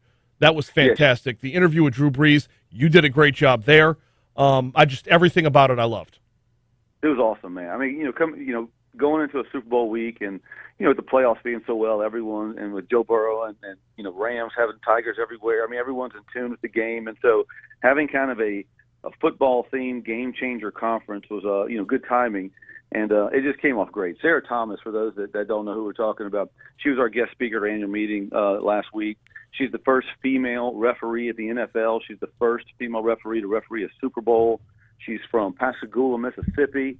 And she just told her story of how she got to where she is, and just to break it all down, it is about, hard work, never giving up, believing in your dreams, and just not taking no for an answer. And she was impressive, and she was inspiring, and we got great feedback from it. And then, we did talk to, it was an honor to be able to interview Drew Brees before that and kind of package it in kind of a PTI style format. And, I thought he gave some very interesting comments on what's special about Louisiana to him, what are some of the things we can work on, what leadership on the field, how it translates to leadership in the business boardrooms. And so, just a really cool event. And, man, Brian, I really appreciate you being there and being part of it. Oh, no, I wouldn't miss it for the world. Like, and I'm already on the books for next year, I'm hoping. Amen. Because Amen. Let's do it again. Yeah, absolutely. I mean, it started off with a number of guests on my show, up to and including Bo Staples, talking about the redistricting session, which we'll dive into that a little bit in just a minute. But yeah, I wouldn't miss it for the world. It's an event that everybody who has a stake in business in Baton Rouge or throughout Louisiana should be attending, to say the least. And just one more thing on that, Brian. We had 1,100 people that came to that event in the Crown Plaza on Thursday, which is about as many as you can fill into that room for a lunch. And big takeaway is people are so ready to get back to events, to interacting, to getting off Zoom and getting back to handshakes. And I mean, the whole crowd was just, it was a good event, and we're really proud to put it on. But it's just so good to see people interacting, without limitation and just kind of getting back into the real world a little bit. Hopefully that's a trend that we can continue. It's a good sign of things to come. One of the things, yes, absolutely. One of the things that LABI does, and this meeting brings it to the forefront especially, is being, I don't want to say as a lobbying aspect, but being the cross-section between business and legislation. Couldn't help but notice at the luncheon, you rattling off the list of elected officials who were in the House. It has kind of become a go-to, just stopping off for everybody on the way to the Capitol as well. Absolutely. And look, we brand that without apology.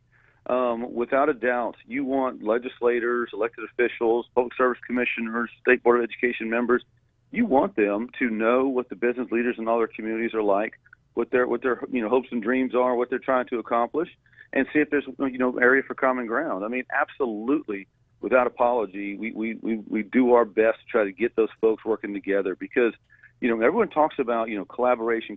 That's what they want people to do, and that's great. Yeah, I want Republicans and Democrats all the time to work together, But the real beauty of collaboration is when you get people who are elected talking to the job creators and those that hire and invest in different communities. That's where you're really getting good, solid collaboration, and that's what we try to provide with this event. And I've already gotten great feedback from members on the business side and the elected side of, hey, was able to catch up with so-and-so. I want to follow up with you on this.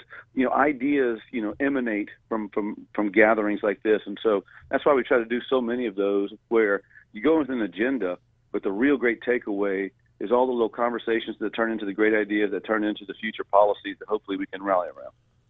My whole thing is the access. I mean, they are our elected officials. They are our representation, and they are very approachable when approached. Absolutely. And look, man, they want this more than people realize. I mean, I know it's easy to sit around and beat up on someone who's elected and, That's what my you read point. on Twitter and all that stuff. But the truth is, if you get someone, you can spend 5 minutes in front of them. Man, everyone's human. Everyone runs to make a positive difference. Even the people that I or our organization disagree with on all the policies, I still understand where they're coming from. I still understand they ran to make a difference. It's just finding a way to get that stars aligned, and you can't do that through social media. You got to do that with understanding someone, shaking their hand, getting to know what they're about, figuring out what they're trying to accomplish, and kind of merge those goals. Got Stephen Wagasback, head of LABI. Stephen, can I have that audio of the Drew Brees interview? I would just play it back in raw form right here. Heck yeah, man! You'll have it. You'll have it in your inbox today. Beautiful. Well, it'll be on the rundown sometime this week for sure. I mean, it was really insightful and uplifting, and I love the fact that Drew is still here. And I'll tell you, kind of real background on that. So I interviewed Drew kind of over Zoom, and it was a good interview. But that back and forth Zoom, people have seen that a bunch of times, and so there's a production video crew out of Monroe, and they've done some really interesting stuff for Mayor Friday Ellis up in Monroe that kind of caught my eye. And so I called them. I said, look, any chance would y'all want to take some of this interview footage and do something interesting with it? I've got this concept of putting it into kind of a PTI game show format. And, man, it was a 5-minute conversation with them. They said, let's see what we can do. And their first cut was almost what we saw at the event. They're so creative. That video production company out of Monroe, that was all produced here in Louisiana. And those guys are really, really creative and did a great job with it. Very nice. Very nice. It was done really, really well. And just Drew's message throughout was nothing short of phenomenal. Let's move over to the legislature a little bit, because I did have Bo on during the show on Thursday, and we talked redistricting. Can we get from LABI's perspective an update on where we're at with the maps? Yeah, I mean, just kind of like, where they're at. And so this is kind of, they got a week left. They have to adjourn by Sunday. Mm-hmm. And this is kind of the crossover portion of the program, if you will. Today, the Senate is going to hear a couple of the House maps, one, I think, for the Public Service Commission, one for the State Board of Education. The House is going to hear the Senate congressional map. And so you're starting to see some of those maps switch to the other side. I would imagine pretty soon, probably today, if I had to guess, you're going to see the House floor pass out their House map and the Senate floor pass out their Senate map. So that should be on the other side pretty soon. So by the end of the week, you're going to have maps that have passed the legislature. And then they go up to the governor. And folks, remember, when the governor gets a bill, he can veto or sign it or do no action, not do anything with it, which means it goes into law. There is a lot of speculation of which bills, maybe all of them, maybe just some of them, maybe none, that the governor will veto. The legislature has their right to do a veto override. They will be coming back during in a regular session, probably with enough time to do an override when they send the bill to them. So that override vote will likely happen, and it'll be a razor tight margin one way or another if that happens. And then after that, it goes to court. So long story short, I guess the first phase I expect to finish this week. I think you'll see the legislature pass all the bills they need to and send it upstairs, and then it'll just be watching the governor's mansion, waiting for the smoke to come up from the chimney, whether it's white smoke or black smoke or whatever the papal analogy is. And then after that, we'll know whether we're going to court, whether we're going to override, or we made a law. Okay, so whether we're going to court or not is not a matter, to me at least, is not a matter of if but when. So I think that's right. If the governor vetoes, we're going to look at the potential of an override session, which would only prolong the inevitable of it ending up in court. And Bo made this point on Thursday, and I find it fascinating. The most expeditious thing the governor can do is sign off on a map that he doesn't like? Well, it's an interesting analogy, but Bo and I have talked about this because if you look at that Alabama, decision, Oh, yeah. they had maps, and the court said, okay, we're not going to stop it for the election. Go ahead and have your election. We're not going to halt that, but we are going to take a further review. So Bo's point is, that time crunch gives the court cover to approve any map.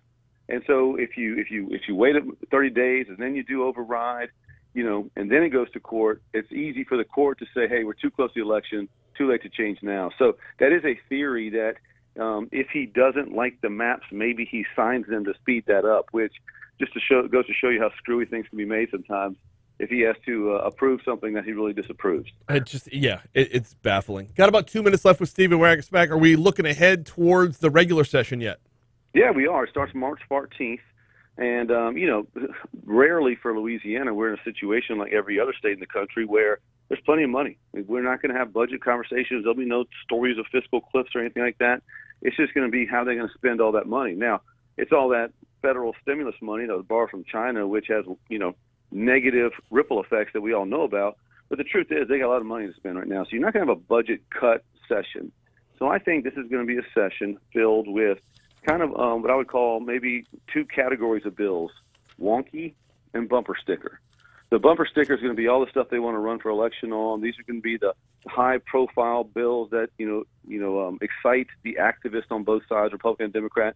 You'll see a lot of those bumper sticker bills. Mm-hmm. On the wonky side is where we're going to live, I think. On education and workforce, trying to find ways to bring bills that can really ramp up school choice, especially for low-income and special needs families, to get them in better situations, because the last 2 years of education for those two categories of kids have really been challenging with the pandemic response. And so we're very focused on trying to find new solutions for all kids, but especially low-income and special needs kids to help them. So you'll see us be pushing bills on that. And the second category of wonky bills is kind of a workforce. We'll be working to figure out how we kind of help, higher ed, advance dual enrollment, advance some technical training bills. So we'll be in that wonky space for a while, because getting people back to work, getting kids back to achieving at an education level that we can be proud of, those are the two biggest priorities for us going into this session. We have no problem with wonky around here, because wonky is where the actual business of the state happens. Stepping away from the headlines and getting down to the nitty-gritty, and that is what we do every single week when Stephen Wagasback hops on board. Stephen, I appreciate the time as always, man, and once again, pat on the back. Job well done last week. Thanks, big guy. I appreciate you being a part of it, and have a great week. You do the same. I mean, it was.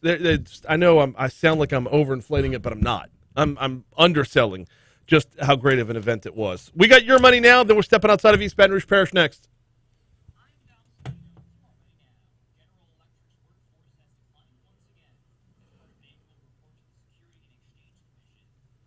Oh man. Oh, excuse me. Wow. I am so sorry, y'all. Be dragging ass all morning long.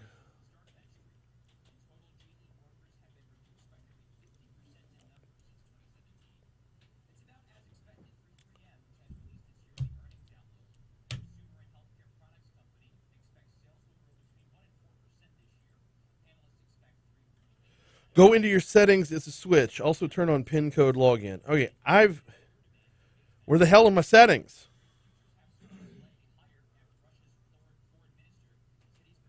Oh, like in my settings, like in settings in my phone. Yeah, I'll see it now. Bing bong.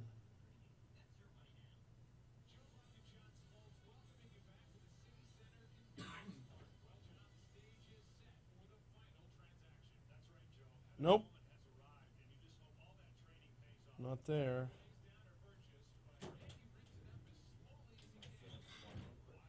Okay.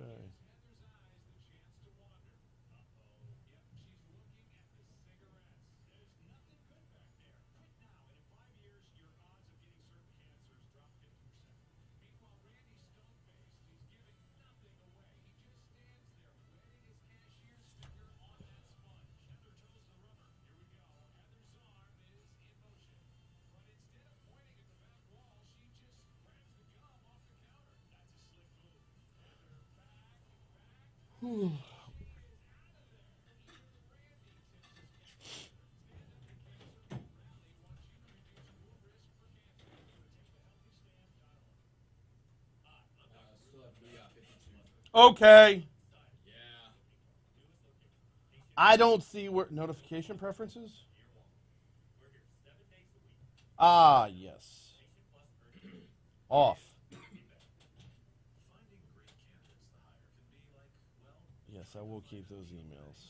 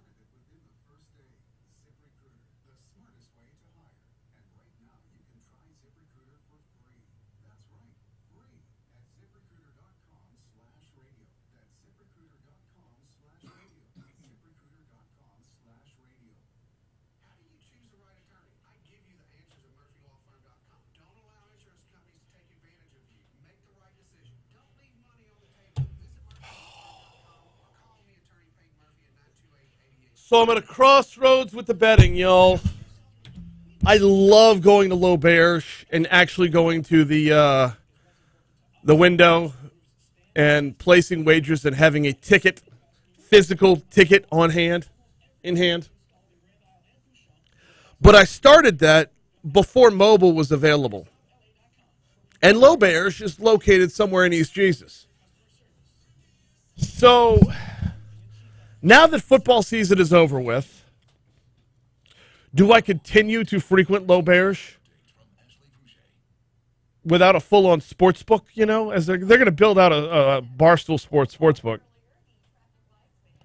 But do I continue to drive all the way out there? I got to go cash out my Super Bowl tickets as I won one, lost one. So I've got, and don't tell my wife, but I put a little more on the physical. Bengals plus 4.5 than I should have. What, it paid? Plus 4.5? Bengals on the money line did not.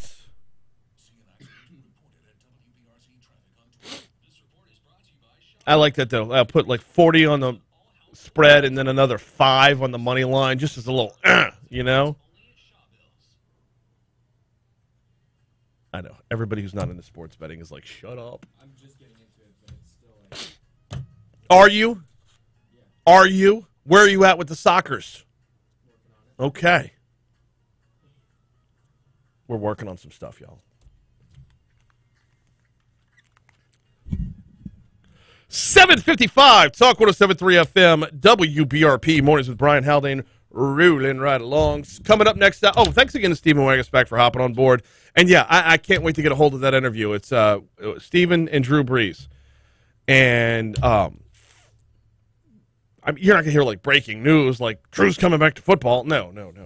It's about business. It's about life. It's about habits, habit forming. It's really good stuff. And I'd rather than like rate it for sound bites, I would rather just play the darn thing in its entirety right here. So, shout out to my guy. I mean, he did a really good job of handling it, and of Stephen handling it, and Drew with the phenomenal info as always. All right, next hour, Ginger Z. Ginger Z is the chief meteorologist for ABC and Good Morning America. She got her start on a national stage with Hurricane Katrina. I got the chance to catch up with her late last week. She's got a new book out called A Little Closer to Home. A Little Closer to Home is not about natural disasters, not about meteorology. It's about her own battles with mental health. And just a phenomenal conversation. She's an extraordinary woman, and I look forward to playing this back for you in our next hour. Also, next hour, shout out to all the rom-communists out there. Ted Lasso reference.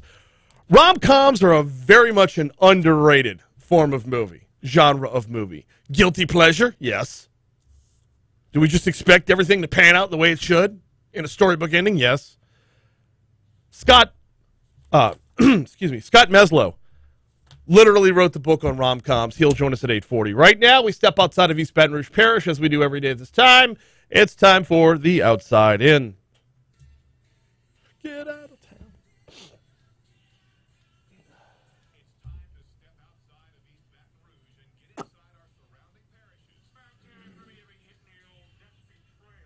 Explore space this time. I mean, really. Yeah. Explore the space. The Outside In, presented by BRPT Lake, with 6 locations and extended hours to fit your needs. BRPT Lake has got you covered. Schedule online now at brptlake.com. The Outside In is coming your way now. We gotta get out of this town. Yeah, and go where? Where are we gonna go? Starting off in Livingston Parish, a former sheriff's office employee was arrested Saturday after a months-long investigation into his communication with an underage girl. Denham Springs police officers said 31-year-old Tony Shorts was messaging a 15-year-old girl and sending her money for nude photographs. Arrest documents said Shorts also sent the girl nude pics of himself. The juvenile told officers the interactions took place while she was staying in hotels in the Denham Springs area. Shorts admitted to officers he was sexting, but said he believed the girl was 20. Down to St. John the Baptist Parish, a Laplace resident turned himself in after a fight led to a fatal shooting early Saturday morning. St. John the Baptist Parish Sheriff's Office said 21-year-old Brandon Morris died in the hospital after being shot around 4 a.m. at the corner of Jasper Lane and Cartier Drive. Deputies said Morris was shot during a fight with 27-year-old Chris Williamson. Williamson turned himself in, was booked on 1 count of second-degree murder. At this time, bond has not been set. Heading back to Livingston Parish, a stuck pickup truck's exhaust sparked a 10-acre grass fire Saturday. Livingston Parish Fire Protection District Number 2 reported the fire happened off Coates Road in Springfield. Firefighters said the people in the truck were spreading grass seeds in a field when their vehicle got stuck. The truck's exhaust was hot enough to ignite a fire when it came in contact with the grass in the field. Officials said low humidity and strong winds caused the fire to spread rapidly. Firefighters from Ponchatoula, Collier, Albany, and Fire District 4 worked together to put out that fire. Closing out in St. Mary Parish, a 14-year-old boy allegedly shot and killed an 11-year-old Saturday night. Morgan City Police Department said the shooting happened around 7:20 p.m. Saturday at a residence in the 2200 block of Maple Street in Morgan City. Officers responding to the shooting found an 11-year-old boy with a gunshot wound inside the home. That is The Outside In. Here comes CBS News.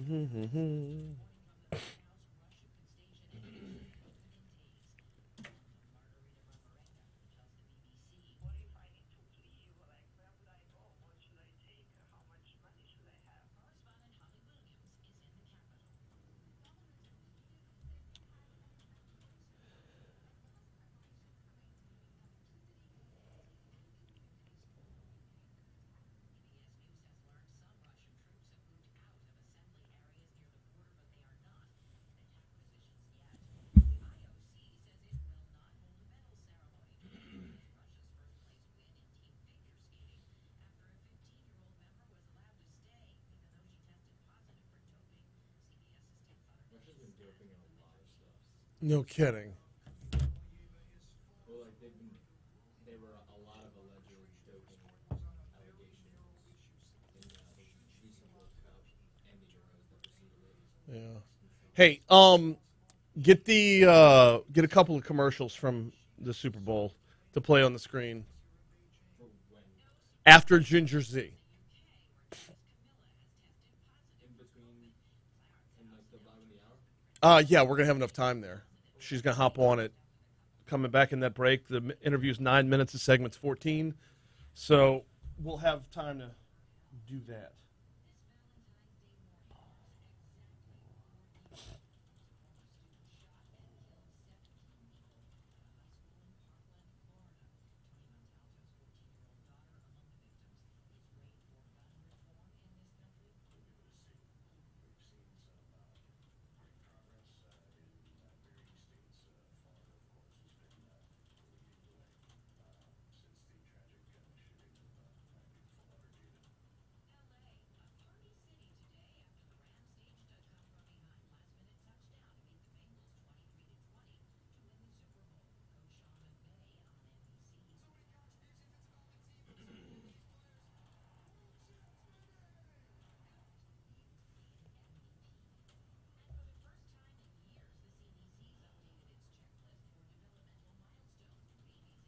Ooh, I'm sleepy.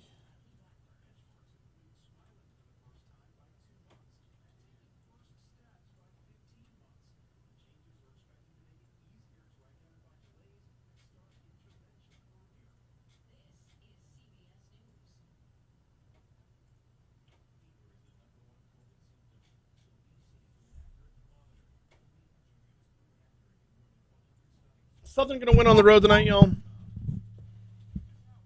Because football's over and I need to start, expressing my degenerative habits in a new way. I'm thinking SWAC basketball is where it's at. Southern's at Texas Southern. Texas Southern is undefeated in conference at home. Southern is 6-10 on the road on the season. They're 3.5-point dogs.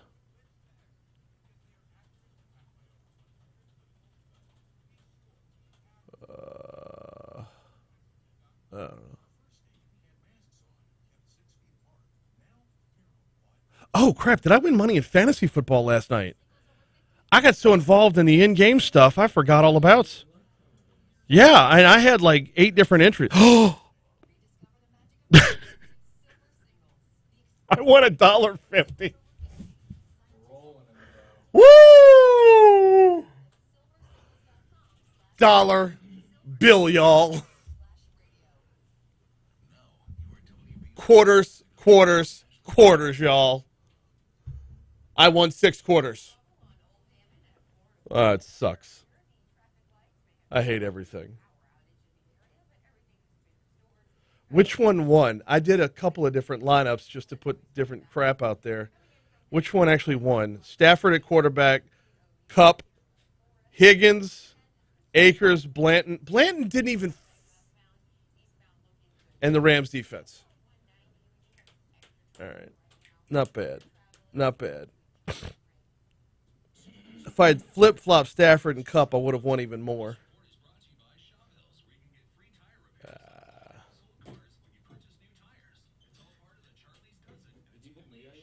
No.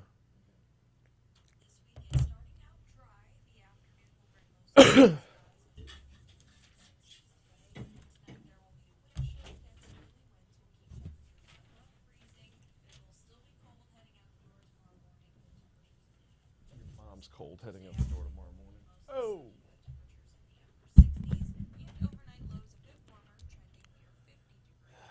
Jesus.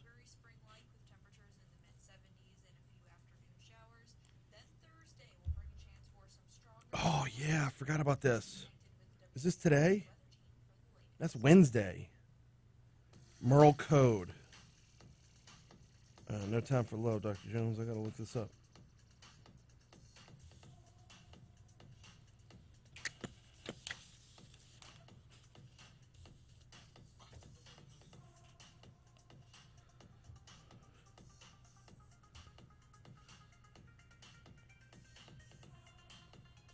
Pat.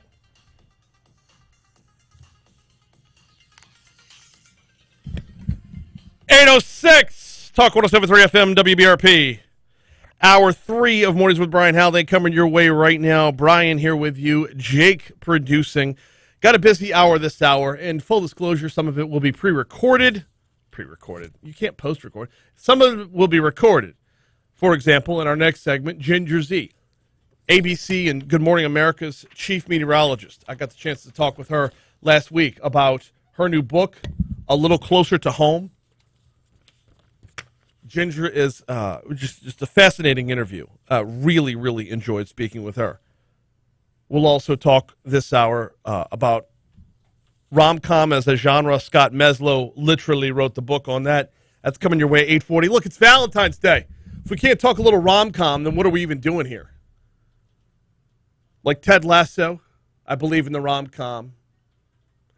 It's weird to say rom-communist right now with so much going on between Russia and Ukraine, but still. We'll also talk a little bit about the Super Bowl commercials. We haven't delved into commercials yet. There were some good ones. I didn't pay as close of attention to commercials as I have in the past. What with the game itself, 5 LSU Tigers out there, right? Burrow, Chase, Shelvin, Odell, and Andrew Whitworth. I mean, emotionally, Tiger fans had a lot invested in this game. With the number of knee injuries alone was just stupid. With the live sports betting, we're going to dive into that in a little while as well. But there were some good ones. We'll take a look at them in our next segment. Going to get you to this day in history in just a moment. I do have to ask what you're doing for lunch today. I know we talked a lot about heart health today. And I know it just sounds silly to say heart health, hamburger. But that's exactly what we're going to do. All things in moderation. All things in moderation. And swinging by Mooyah, burgers, fries, and shakes to grab yourself a cheeseburger for lunch today. Not a bad idea. Start your week off with a little comfort food. If you lost money on the Super Bowl last night, maybe eat your feelings a little bit, but in moderation. Maybe just go single Diablo, not double Diablo. Maybe forego the fries and go sweet potato fries. They're actually healthier. Maybe instead of dipping in ketchup, you dip it in honey, which, by the way, is a game changer.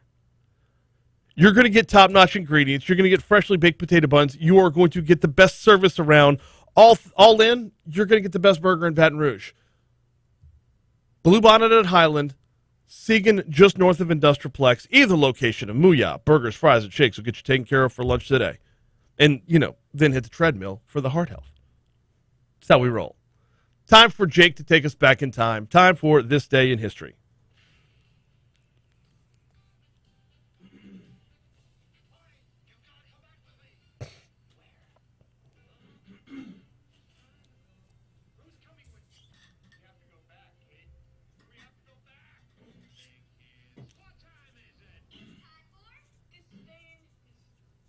Yes, sir. It is time for This Day in History. Good morning to all those tuning in. We're kicking things off.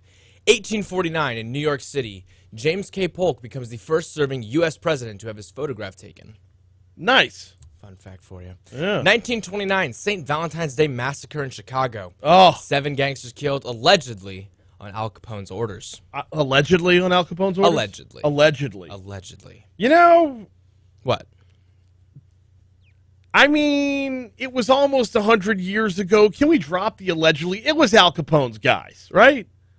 Allegedly. I mean, I wasn't there in 1929 for the St. Valentine's Day Massacre, but yeah. Allegedly. All right. 1931, the original Dracula film, starring Bela Lugosi. Bela as Lugosi, the that's titular right. vampire is released. Have you seen the original? Not. I should have though. Terrible. Is it bad? Yeah. I mean, it's 1931. It's a lot of like slow fade in, slow fade out. It's a lot of. I mean, obviously it's black and white. It leaves a lot to the imagination. Okay. Yeah, it's not like Bram Stoker's Dracula from Stoker. Wow. Yeah. From the 90s, where I think it was the 90s with Keanu Reeves and who played. Now I'm gonna forget who. I'll look it up. Yeah, I can imagine back in Gary 1931. Oldman was Dracula, but who played Mina? Gary Oldman, what an actor. She was awful. But yeah, I can imagine Oldman in was great. 1931 it was pretty, the whole VFX and cinematography game was pretty early, so. There was none. Could be understood. 1966, Wilt Chamberlain. Winona Ryder! She? Yeah! What? Awful. Anthony Hopkins was good. Oh, it's a great It sounds film. like an insane cast. Yeah, really great. Carrie Elwes is in it. Like, it's awesome. That makes She was just, oof. Oh, my goodness. Well, 1966, Wilt Chamberlain breaks NBA career scoring record. You know the guy that wrote Dracula never went to Transylvania? At 20,884 points. He's from Dublin, Ireland. I've seen his home. And he never left Ireland. Yeah. Dracula, fun facts. 1971, On a Valentine's Richard Day. Nixon installs secret taping system in the White House. Yeah, he does. How'd that go? That went well. It went very well. Yeah. 1985, Whitney Houston's debut album, self-titled, is released, and it won Grammy Award Best Pop Vocal Performance for a female in 1986 and Billboard Album of the Year in 1986. Whitney Houston, of course, famous for the longest national anthem in a Super Bowl. Oh, that was her? Rivaled last night. Ott, by the way, the Ott father missed it because we had a country singer. He said the traditional wisdom is you take the under for a country singer, the over for an R&B singer. But What he missed out on was the fact that we had an African-American country singer whose whole inspiration for getting into the business was Leanne Rimes' rendition of the national anthem. Yeah, she kind of went through it, but it was amazing. Minute 46. It was a minute and 46? She cleared the over by 11 seconds, dude. It felt like it kind of flew by. I didn't even notice. It was just a really good Oh, performance. it's gorgeous. Yeah, no, she did great. When the acapella just came in, like the vocals behind it, oh my goodness. Mhm. Oh my goodness. Very 1991, The Silence of the Lambs film was released. Best Picture in 1992. Shocker. Yeah. It's a pretty good movie. Yeah. I've seen it. It's phenomenal. Also Anthony Hopkins, his second mention today. Yes. 1992, comedy film Wayne's World, starring Mike Myers and Dana Carvey, based on their Saturday Night Live sketch premieres. Oh, so I have to ask. I mean, we have a huge generational gap between the two of us. Quite. Have you seen Wayne's World? No, but I've been meaning to. I've heard about it a lot, and I love Mike Myers. I've watched Austin Powers religiously since I was a teenager. Yeah, it is. Yeah, it is quintessential Mike Myers. Yeah. I don't know if it's as funny now as it was then. Some things don't hold up nowadays to me. Yeah, But Mike Myers does though. Like it's just funny. It's better than Austin Powers, which is saying something. That is saying something. All right. This isn't going to count in my overall little personal game I'm playing with you here on naming NBA All-Star MVPs. But in 2016, there was an All-Star game. Was there in now? Toronto. The West beat the East 196 to 173. Who was the MVP of the 2016 NBA All-Star game?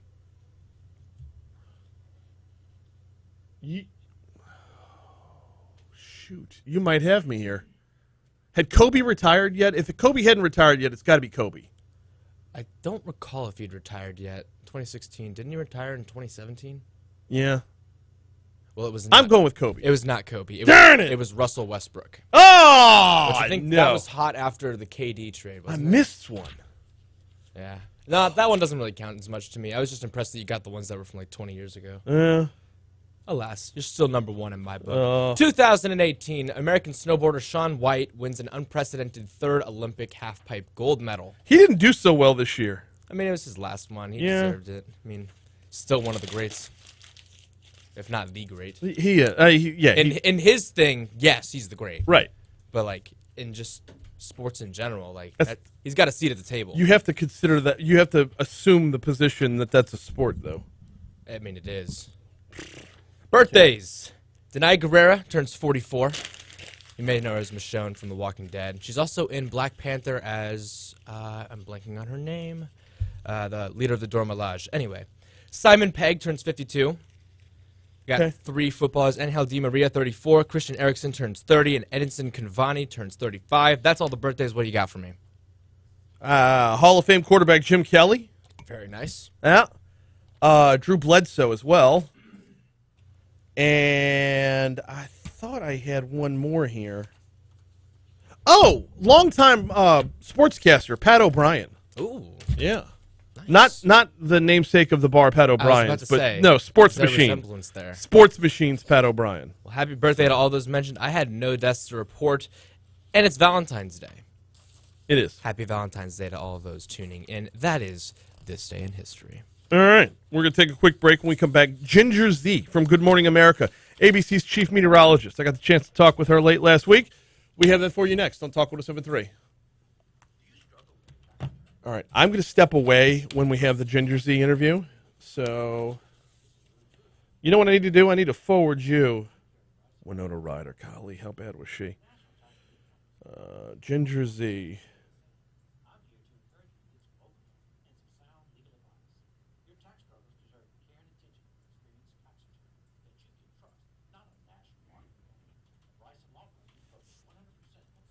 Nope, not that one.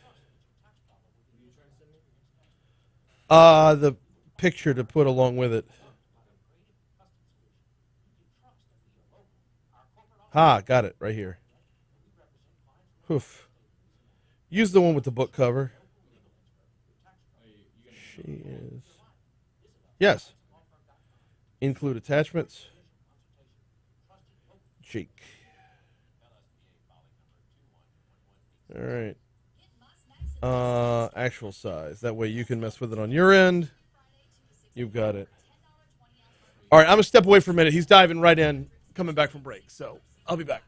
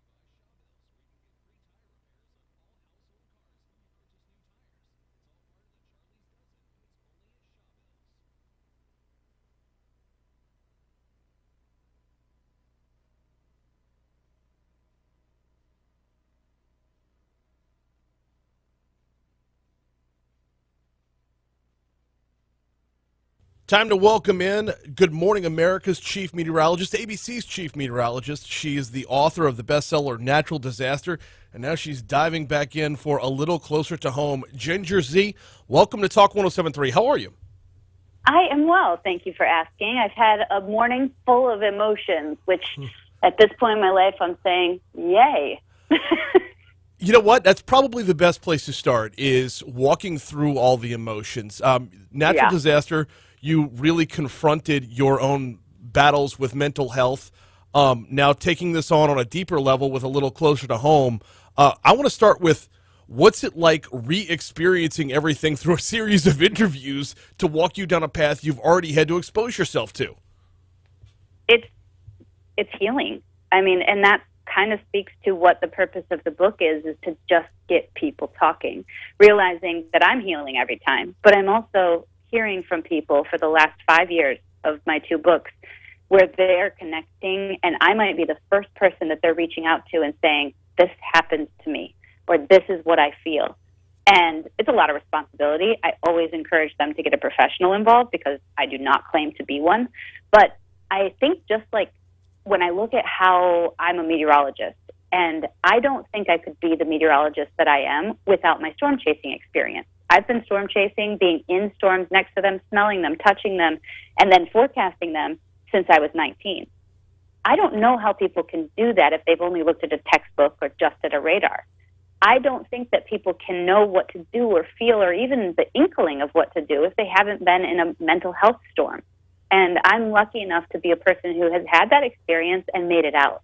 And now I think it's my responsibility to share what I've learned and make other people realize that they deserve this too.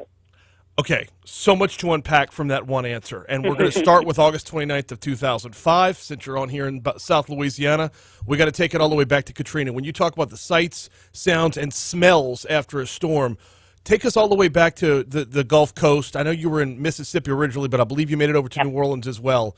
Take us back to Hurricane Katrina and how that one experience really transformed where you were at mentally. I was in my first big storm. I had not covered much as far as out in the field. I had done some work, aside from my storm chasing, tornadoes and such, but that was my first hurricane. And it was Katrina. And yes, I showed up first in Gulfport, where the storm surge had taken 150 lives. I saw bodies for the first time. I was confronted with something that I didn't know was going to be a part of my why, as to why I did this. I went into meteorology because I'm a dork. I love science. I love putting together the puzzle of the atmosphere. I'm seriously driving down to Mississippi during that storm thinking, I wonder how high the storm surge line is going to be. Within 30 seconds of showing up in Gulfport, it didn't matter, obviously. This was not about the storm or the science. It was about people. And that is where my passion for meteorology turned to compassion. And Katrina was such a trial by fire of learning that. And I'm so grateful for that experience because there has not been anything like that ever since, thankfully, in the way that all of the politics that happened and all of the response. But what I learned from Katrina, too, and I don't think that I was ready in the moment to get this, was that when I left and I had that survivor's guilt and I had kind of reflecting on what I had just seen and felt and touched and smelled, I saw in people the thing that I have now seen for the next, how long has it been? 17 years. Every disaster. It doesn't matter if it's Katrina or a wildfire or a flash flood or a tornado or a blizzard that takes out, Texas's power grid. It doesn't matter what the disaster is. People grieve and act very similarly afterward because it's a trauma that you can see. And I was able to take this trauma talking point, right, so everybody survived that trauma. Now they process it, in different paces and different ways, but by the end, they almost always and most quickly get to the place of acceptance and then healing and helping each other heal. That cliche that we hear all the time, and the community came together, it's a cliche because it happens. The best of people comes out when we expose our traumas, share them, and then process and heal together. And that's what I want to do with mental health. We got to treat all of our traumas like they're tornadoes, like they're hurricanes, and that we can then find similar places and people that can understand and know how to heal and know how to rebuild. You rebuild together for a reason. Yes, and we went through that here in Baton Rouge in 2016 with a great flood then as well. Ginger Z, our guest, she is ABC's chief meteorologist. Ginger, I got to ask if there's a metaphor here when you're talking about volatility and being attracted to meteorology to begin with. Is there a side-by-side that I can pick up on here? Yes, no question. I talk to my therapist a lot about it. I think he calls it what we are, not what we're inspired by, it's what strikes us or what stimulates people. The different stimulation and the things that we attach to. So I am absolutely stimulated by things that are in nature, right? And I think that they have become a safe place because I learned how to predict them and I learned how to deal with them. Now that I'm in a much healthier place in my mental state, it's not that I can predict it, but I do know my triggers. I know how to share those triggers so that other people can learn. And I know some of the aftercare that can then help the next time feel better. And so there's absolutely parallels to being a storm chaser and kind of now a storm chaser of life. Yeah, absolutely. Things like anxiety, depression, leading towards things that might manifest themselves in a much, much worse way. They still carry with them a stigma. It's not where it was before, but what is your message to folks that can't get over the hump and get out and say, I am dealing with this, but I am dealing with it? I think a lot of people are at the place where they do feel comfortable saying, I have depression or I have anxiety. You're right that the treatment part is where there's still quite a bit of stigma, because as soon as I say I went to the hospital, to the psych ward, people are like, ooh, well, that's next level. I would love to get to the place where we are how we treat drug and alcohol rehabilitation, where when people go there and they're going for drug rehabilitation, we say, good for them. We need to, as a society, be able to say good for them and not just say it. But if we were to see someone with a shattered leg on the side of the road, would we be like, oh, man, that looks like it hurts. I hope you get some help soon. And the person's like, I need help. And you're like, okay, I hear you. No, you have to pick them up and bring them to the hospital. So as a society, I think we also not only need to destigmatize that we just saw someone's brain shattered, right, or a trauma happen, or they told you about it, but now what? It's not even a stigma. It's more like an education on what to do next. You've got it. They're not going to go leafing through a pamphlet to see which insurance carrier covers the therapist they want to go see. They're not going to play the Tinder of therapy to go find the right person for them. We have to help. If we're in that mentally safe space and healthy place, it's our job as the team members of these people to hold their hand, pick them up, and bring them there. Got about a minute and a half left with Ginger Z. So there's no other way for me to ask this question. Are you done with depression, or you're just in a good spot right now? I don't think you're ever done with depression. It's my borderline personality disorder I have grown through and out of, which is something you can do. Depression is something that will stay. I have gotten to a really great place in how to manage it. I know the triggers when it comes up, and I'll have those, I call them now gray days instead of full-on blackouts that I used to have. And I'll start the morning, and it'll be gray. I almost see it as a monster. I audibly, immediately say, I see you. I know it sounds funny, but as soon as I put words to it, I am controlling it. And then control can be messy, but this is the good kind. And then I immediately write it down. I call my therapist, my husband, my mom. I get my team together, and I say, I just want to let you all know I see it today. It's here. We know what that means, and they know what to look for. And now my team is like my net of safety, just in case I can't utilize the tools. And we know what those steps are at the different points of the priorities. And usually, after I've done that thing's half dead. And I'm moving on to a less foggy sky. And so I hope that people can take that as a sliver of hope and sunshine, because in the moment, too, I constantly repeat my saying of storms don't last forever. They can't and they won't. Not how the atmosphere works. It's not how life works. This could go on.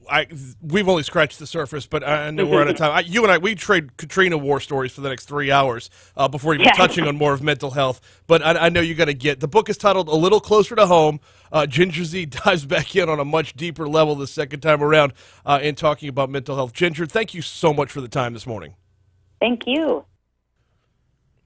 We got CBS News coming your way in just a little bit. Ginger Z will be available on demand at talk1073.com after the show is over today. I mean, a fascinating conversation. We don't shy away from talking about mental health, and at the same time, I feel like we don't do it enough. But that is where we're going to push pause on that particular conversation because we have news coming up. After news, let's talk rom-coms. Underrated genre for film. I'll tell you what, hop in on YouTube. Let's talk a little bit about rom-coms. Guilty pleasure? Yeah. But are they deserving of a little bit more than just the goofy love that they get? Should they be more than just the rom-com friend? We're talking rom-coms next with Scott Meslow. What's happening? How cool was that Sopranos commercial last night? I immediately thought of both of y'all when I saw that. It was awesome. First of all, it's nice that Meadow learned how to fucking park. Yeah, right. I thought that was nice. I was like, where are they going with this? Like, what are they doing? Was there more in it than just the fact that they were playing the intro song? Was it like an actual Sopranos thing? That was the intro. The scenery from That's the drive from New York into New Jersey, and it's like Tony's drive home. Yeah. And then she meets up with her little brother at the end, which is like, that was perfect. I was like, this is great. Like, this might be my favorite commercial. Yep. Then they showed the Doctor Strange trailer, and my brain blew up. I couldn't tell you what was next because I was like, I think 3 different people were trying to talk to me during that commercial, and I'm just like, shut up. Yeah. As soon as I saw it, I put out my phone. I was like, I'm about to text Brian. I know he's losing it right now. Which one was the Kenobi trailer? I saw you and McGregor, and I just said, everybody shut up. That's coming. It is. But you know the release date for that is May exactly 25th. 45 years after a New York release. You're speaking to the.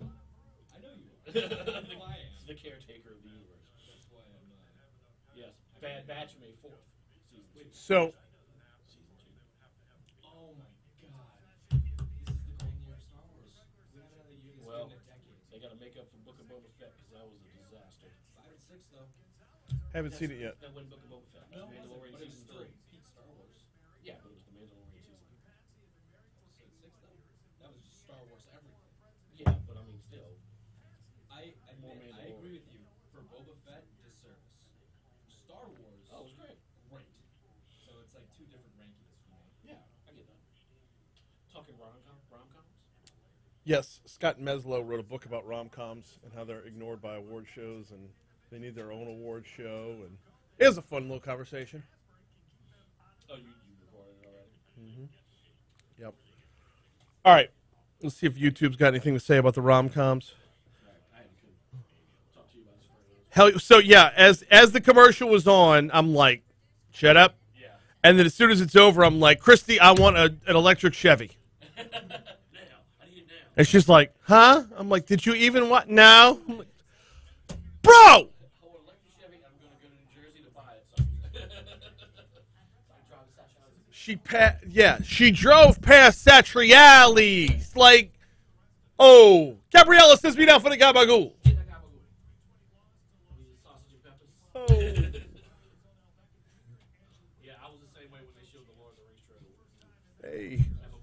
Hey, the Sheriff of Nottingham. My kingdom for a chicken palm. No, it's a mortadelle. My kingdom for a mortadelle.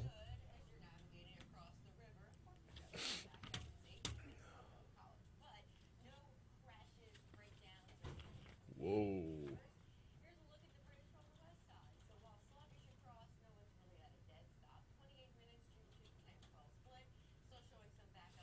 I want the electric BMW. I don't actually want an electric car. I just missed Meadow and AJ a lot. That commercial hit on a very emotional level. Underrated commercial. I forget which car company, but it was the one where Arnold Schwarzenegger was it Thor? Not Thor. Zeus. I thought that was a fun commercial. Yeah, although it was very corny. It was very corny. The woman who was the woman in that with him? Salma Hayek. Salma Hayek was with him. Yeah. Yeah. Very good commercial, but maybe not so much with Arnold Schwarzenegger and the Latina side piece. Too soon? Mind out of the gutter, Haldane. Too soon? What? No, he got. I know the story. Maybe not. Maybe not.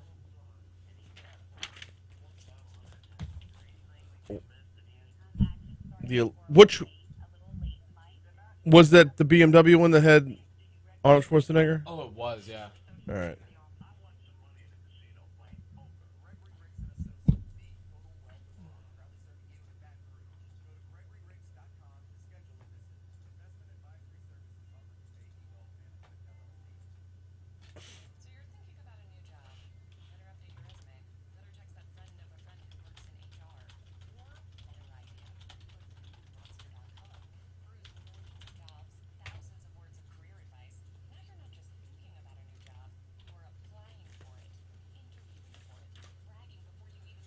Bump it. Come back to me. I'll hit the forecast, and then you can dive in. Okay.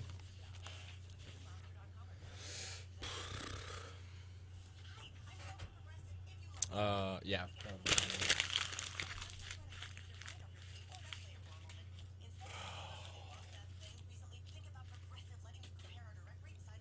What occupation is Scott?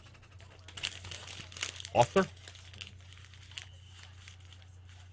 Back-to-back authors. Yep. Okay.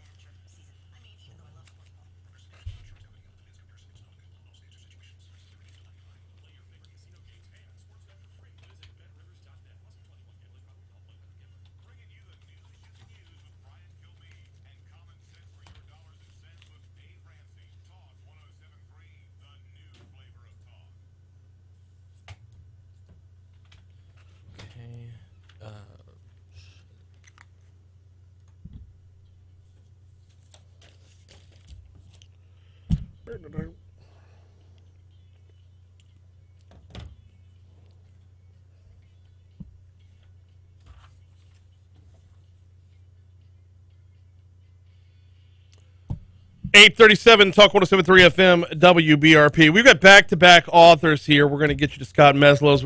It is Valentine's Day. I felt it appropriate to talk about the romantic comedy, the rom-com, as it were. Coming up in just a little bit, couple of quick notes.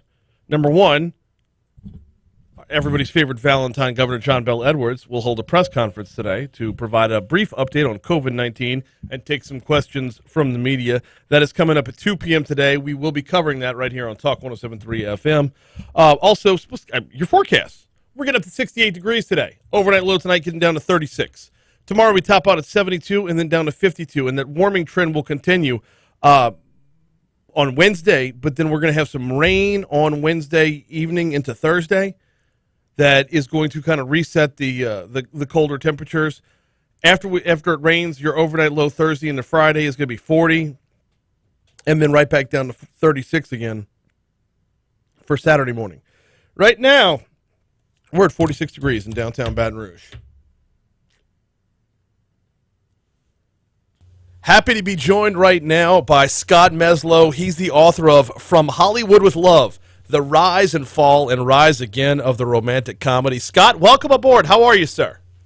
I'm good. How are you? Doing very, very well. So the rise and fall of the romantic comedy.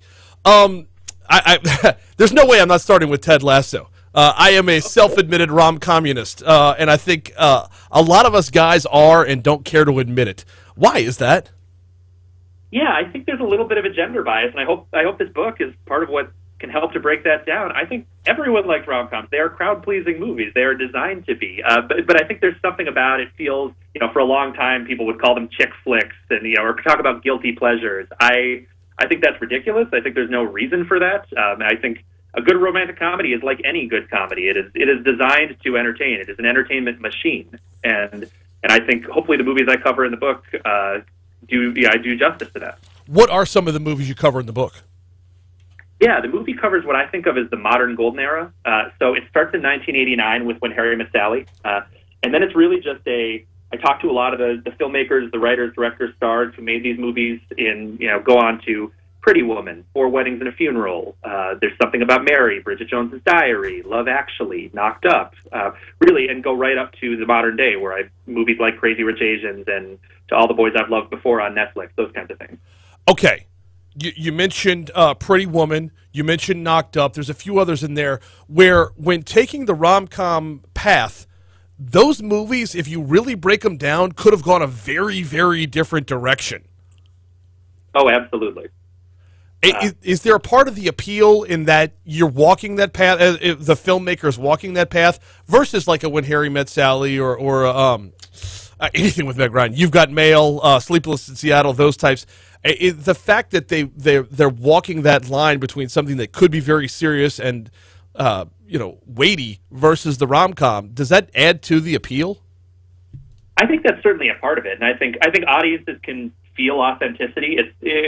Bringing Up Pretty Woman is a great example of that, because that had one of the craziest development stories I have ever heard about a Hollywood movie, where it really came out of the Sundance Film Festival lab as a very dark and gritty script about kind of this broken down woman working, being an escort on the streets of Hollywood, and gets picked up by this cruel billionaire who basically abuses her for a weekend and then throws her back on the streets. And then the script found its way to Touchstone, which was an imprint of Disney, and they quite literally applied that Disney magic of turning it into a fairy tale.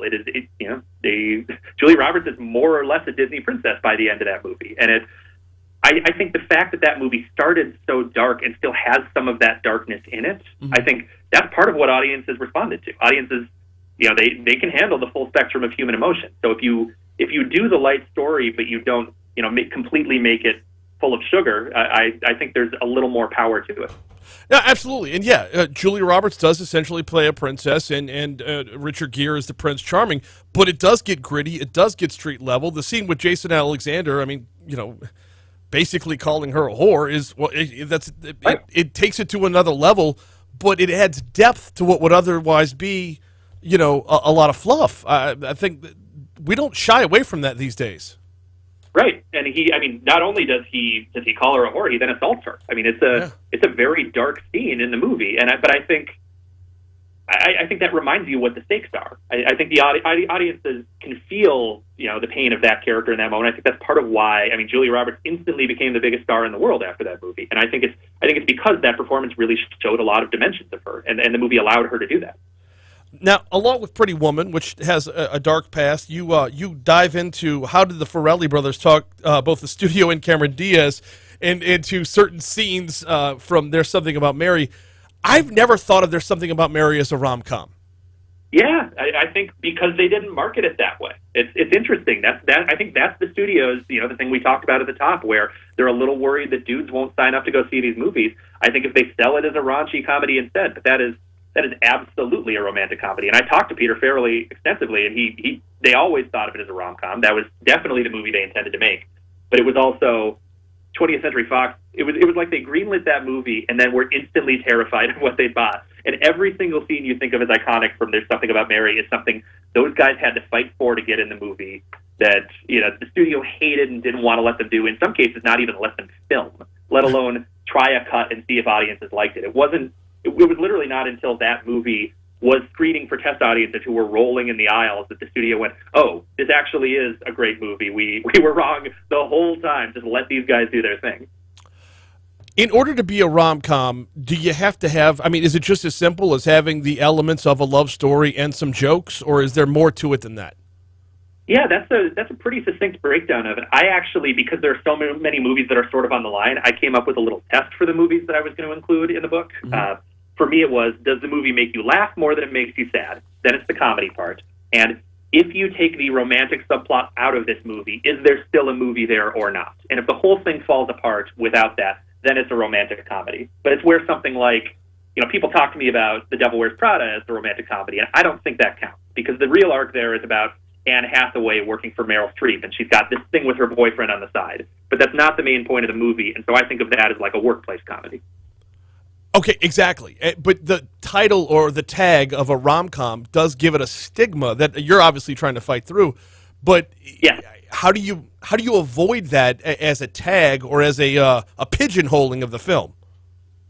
Yeah, I think it really depends on the movie. I think, and I think the stigma that exists, it's really more about the studios than audiences. I don't think audiences are turned off by the idea that something is a rom-com. They may skew towards women a little more, but there's a big J-Lo rom-com coming out next week, and I think that's going to be a huge Valentine's Day movie for people. I really think audiences in general are very open to this genre, and I think maybe it's even a little easier now that it's streaming. And if you still are embarrassed to be watching a rom-com, great news, it's in your home and no one can see what you're doing. So, stream 3 Netflix rom-coms in a row if you want, and do your thing there. But I think the appetite is there really across the board. Have gender roles in our society played a factor in this as well? I mean, we are nowhere right now in 2022 where we were when Harry Met Sally first came out. Yeah, and I think as much as, and I adore When Harry Met Sally, and I think it's aged really well, it is certainly a product of the time. At the same time, that whole movie is about men and women trying to figure out why the other gender is the way they are, and some of the stuff they say just isn't true anymore. But I think it's both. Rom-coms sort of reflect where we're at, but they also set expectations for what we might be able to hope for our own relationships. It's interesting to watch Hollywood try to figure out how to depict a modern relationship, and certainly in this era of Tinder and all of this stuff, I don't think they've really quite captured how modern dating works. These movies still tend to end pretty traditionally with the couple getting together and the implication that it'll be a happily ever after. But I think there's room for more creativity for talented filmmakers to kind of get in there and really dig into what modern dating is like. Has the way we've changed the way we consume this content opened up those areas for creativity? I mean, you mentioned binging like 3 or 4 Netflix ones in a row. You've got so many different outlets now to produce this level of creative content. Are we going to see us make those next advances as well? Yeah, I think all of that happening is where I think Hollywood's only really starting to return to the rom-com, and the answer is simply like Hollywood studios are like big ocean liners, and they just turn very slowly. And the streamers were just a little more nimble. Those are the speedboats, and Netflix 5 years ago said, "Hey, nobody's making rom-coms. There's clearly money on the table. Why don't we start making them?" And then they did, and they just started making a bunch of rom-coms that, clearly Netflix, with more data about what people are watching than anyone else at any point in human history, realized that there was an appetite for rom-coms, that that's what people were streaming on their service. Last one they kept making them. Before I get you out of here, Scott Meslow, author of From Hollywood with Love, is about awards. There's clearly a bias against them in the awards process. Is there a way to remedy that through its own category or a whole different set of awards just for rom-coms? How can we get a little bit of critical recognition as well? Yeah, I think making its own category is an interesting thing. That's what the Golden Globes have done, where there's a category for drama and a category for musical comedy. I don't love that because I feel like there's still a sense that like the drama is the real award, and then the other one, yeah, that's pretty good too. I think it really just comes down to voters. And it's funny; these are the people who make the movies. You'd think they would have an appreciation for how hard it is to make a smart, fun, zippy comedy. Like I think that's harder than making a drama in many cases because it really, what you need to do to make that work, it takes a lot of unique talent both in front of and behind the camera. So I think it comes down to voters saying, we're going to open up our palette of what a great movie is. And I hope they do, because I think a lot of these movies deserve that kind of recognition. He is Scott Meslow, the author of From Hollywood with Love. And yeah, I look forward to the recognition as well, because, guilty pleasures are, in fact, guilty pleasures for a reason. Scott, thank you so much for hopping on board today. Yeah, it was my pleasure. Absolutely. I mean, a whole award show just for rom-coms, I don't know. I kind of like the lane that they're in. By the way, that'll be available on demand at talk1073.com after the show is over with. Before we get you to your money now, and we're going to talk Super Bowl commercials in our last segment. Before we get you to your money now, got to tell you about lacashclaim.org, lacashclaim.org. State Treasurer John Schroeder has moved the unclaimed property program into this millennium with lacashclaim.org.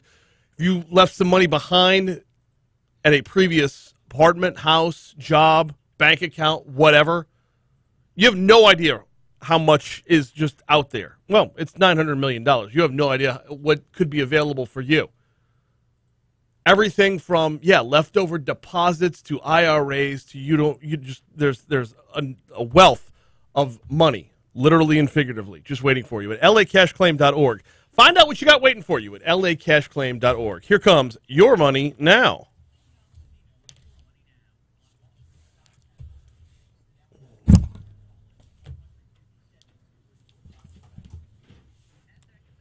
All right, y'all. I thought Schwarzenegger was good as Zeus. All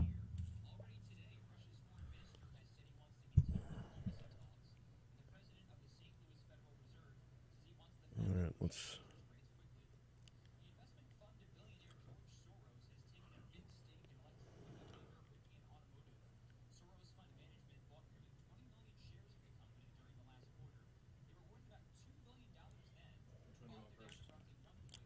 E-Trade.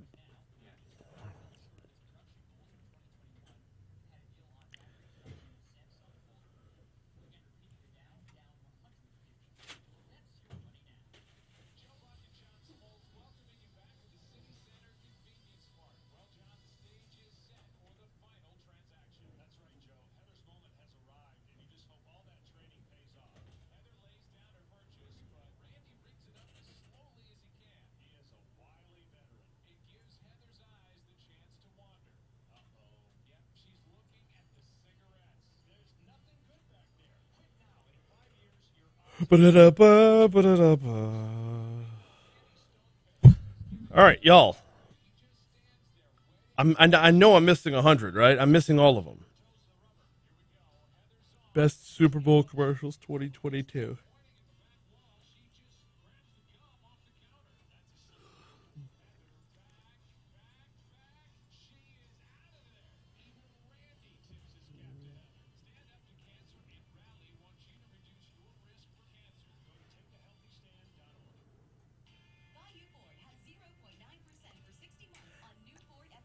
Actually, let's reverse the order. Let's do the Sopranos one first, so you could play it, and then it'll be the music the whole time, with me talking on top of it.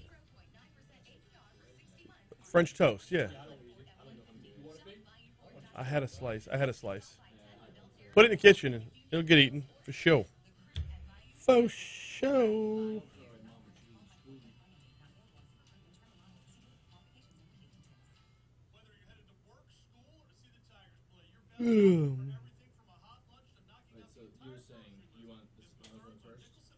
Yeah.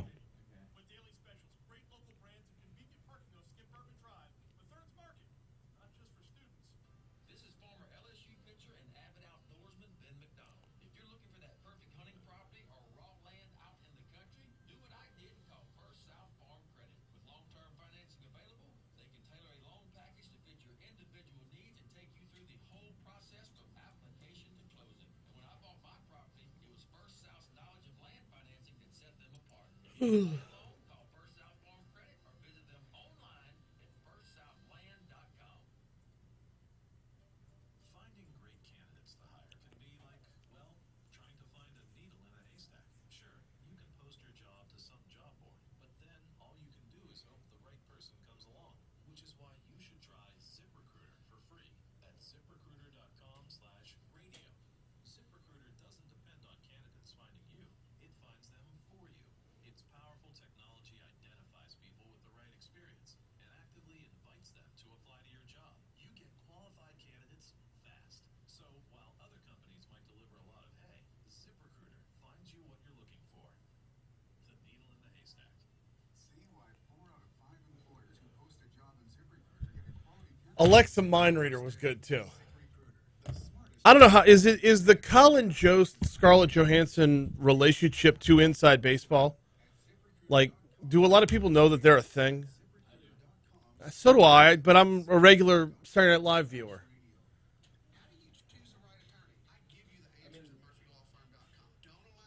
The thing is, both of them are very big in their own respective areas of, Right. like, just culture. Right. So, if you know about either of them, you probably know they're married. But you have, well,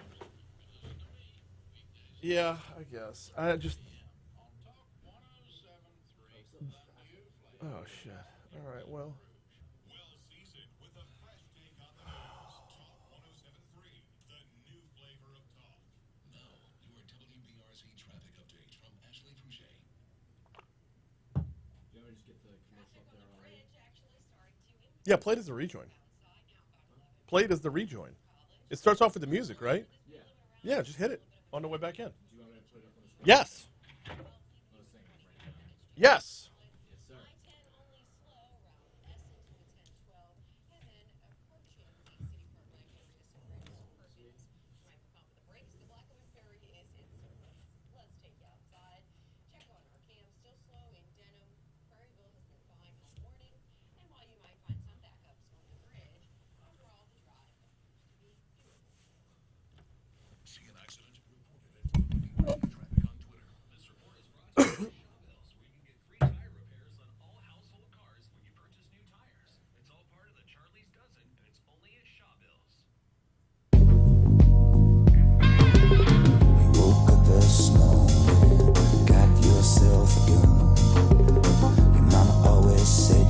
So good.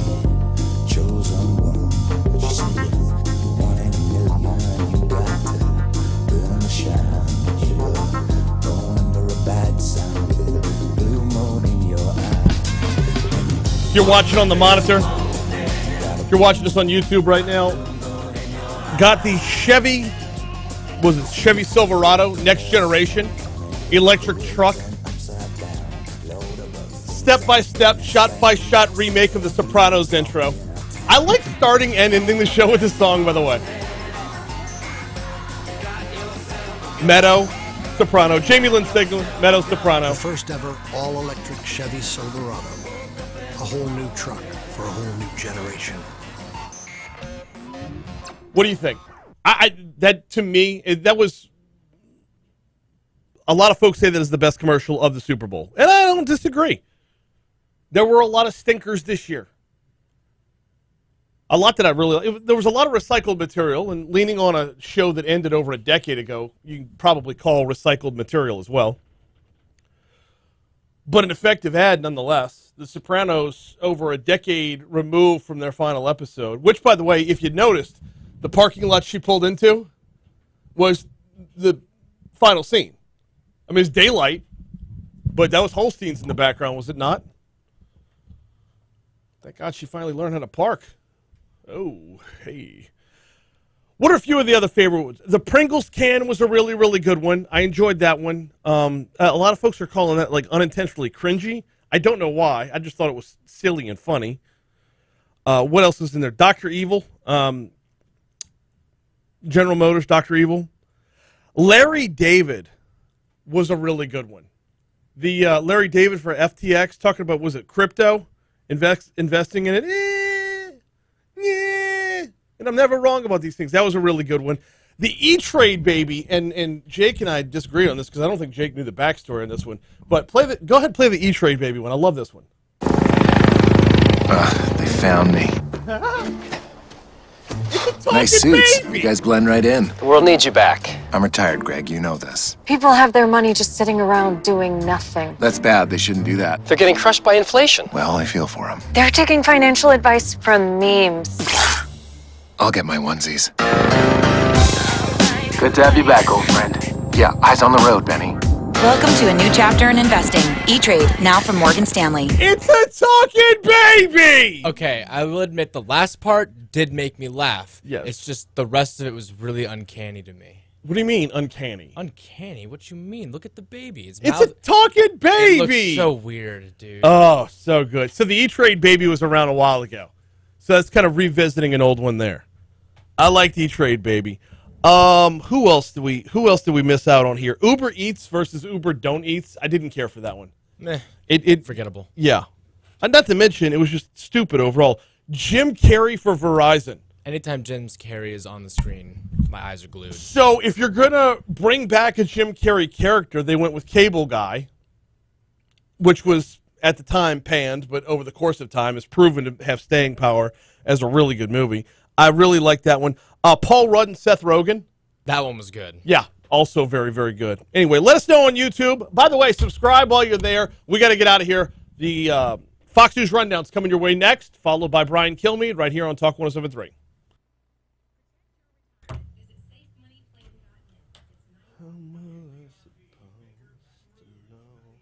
All right, y'all, we got Monday morning meeting. I'll see you tomorrow.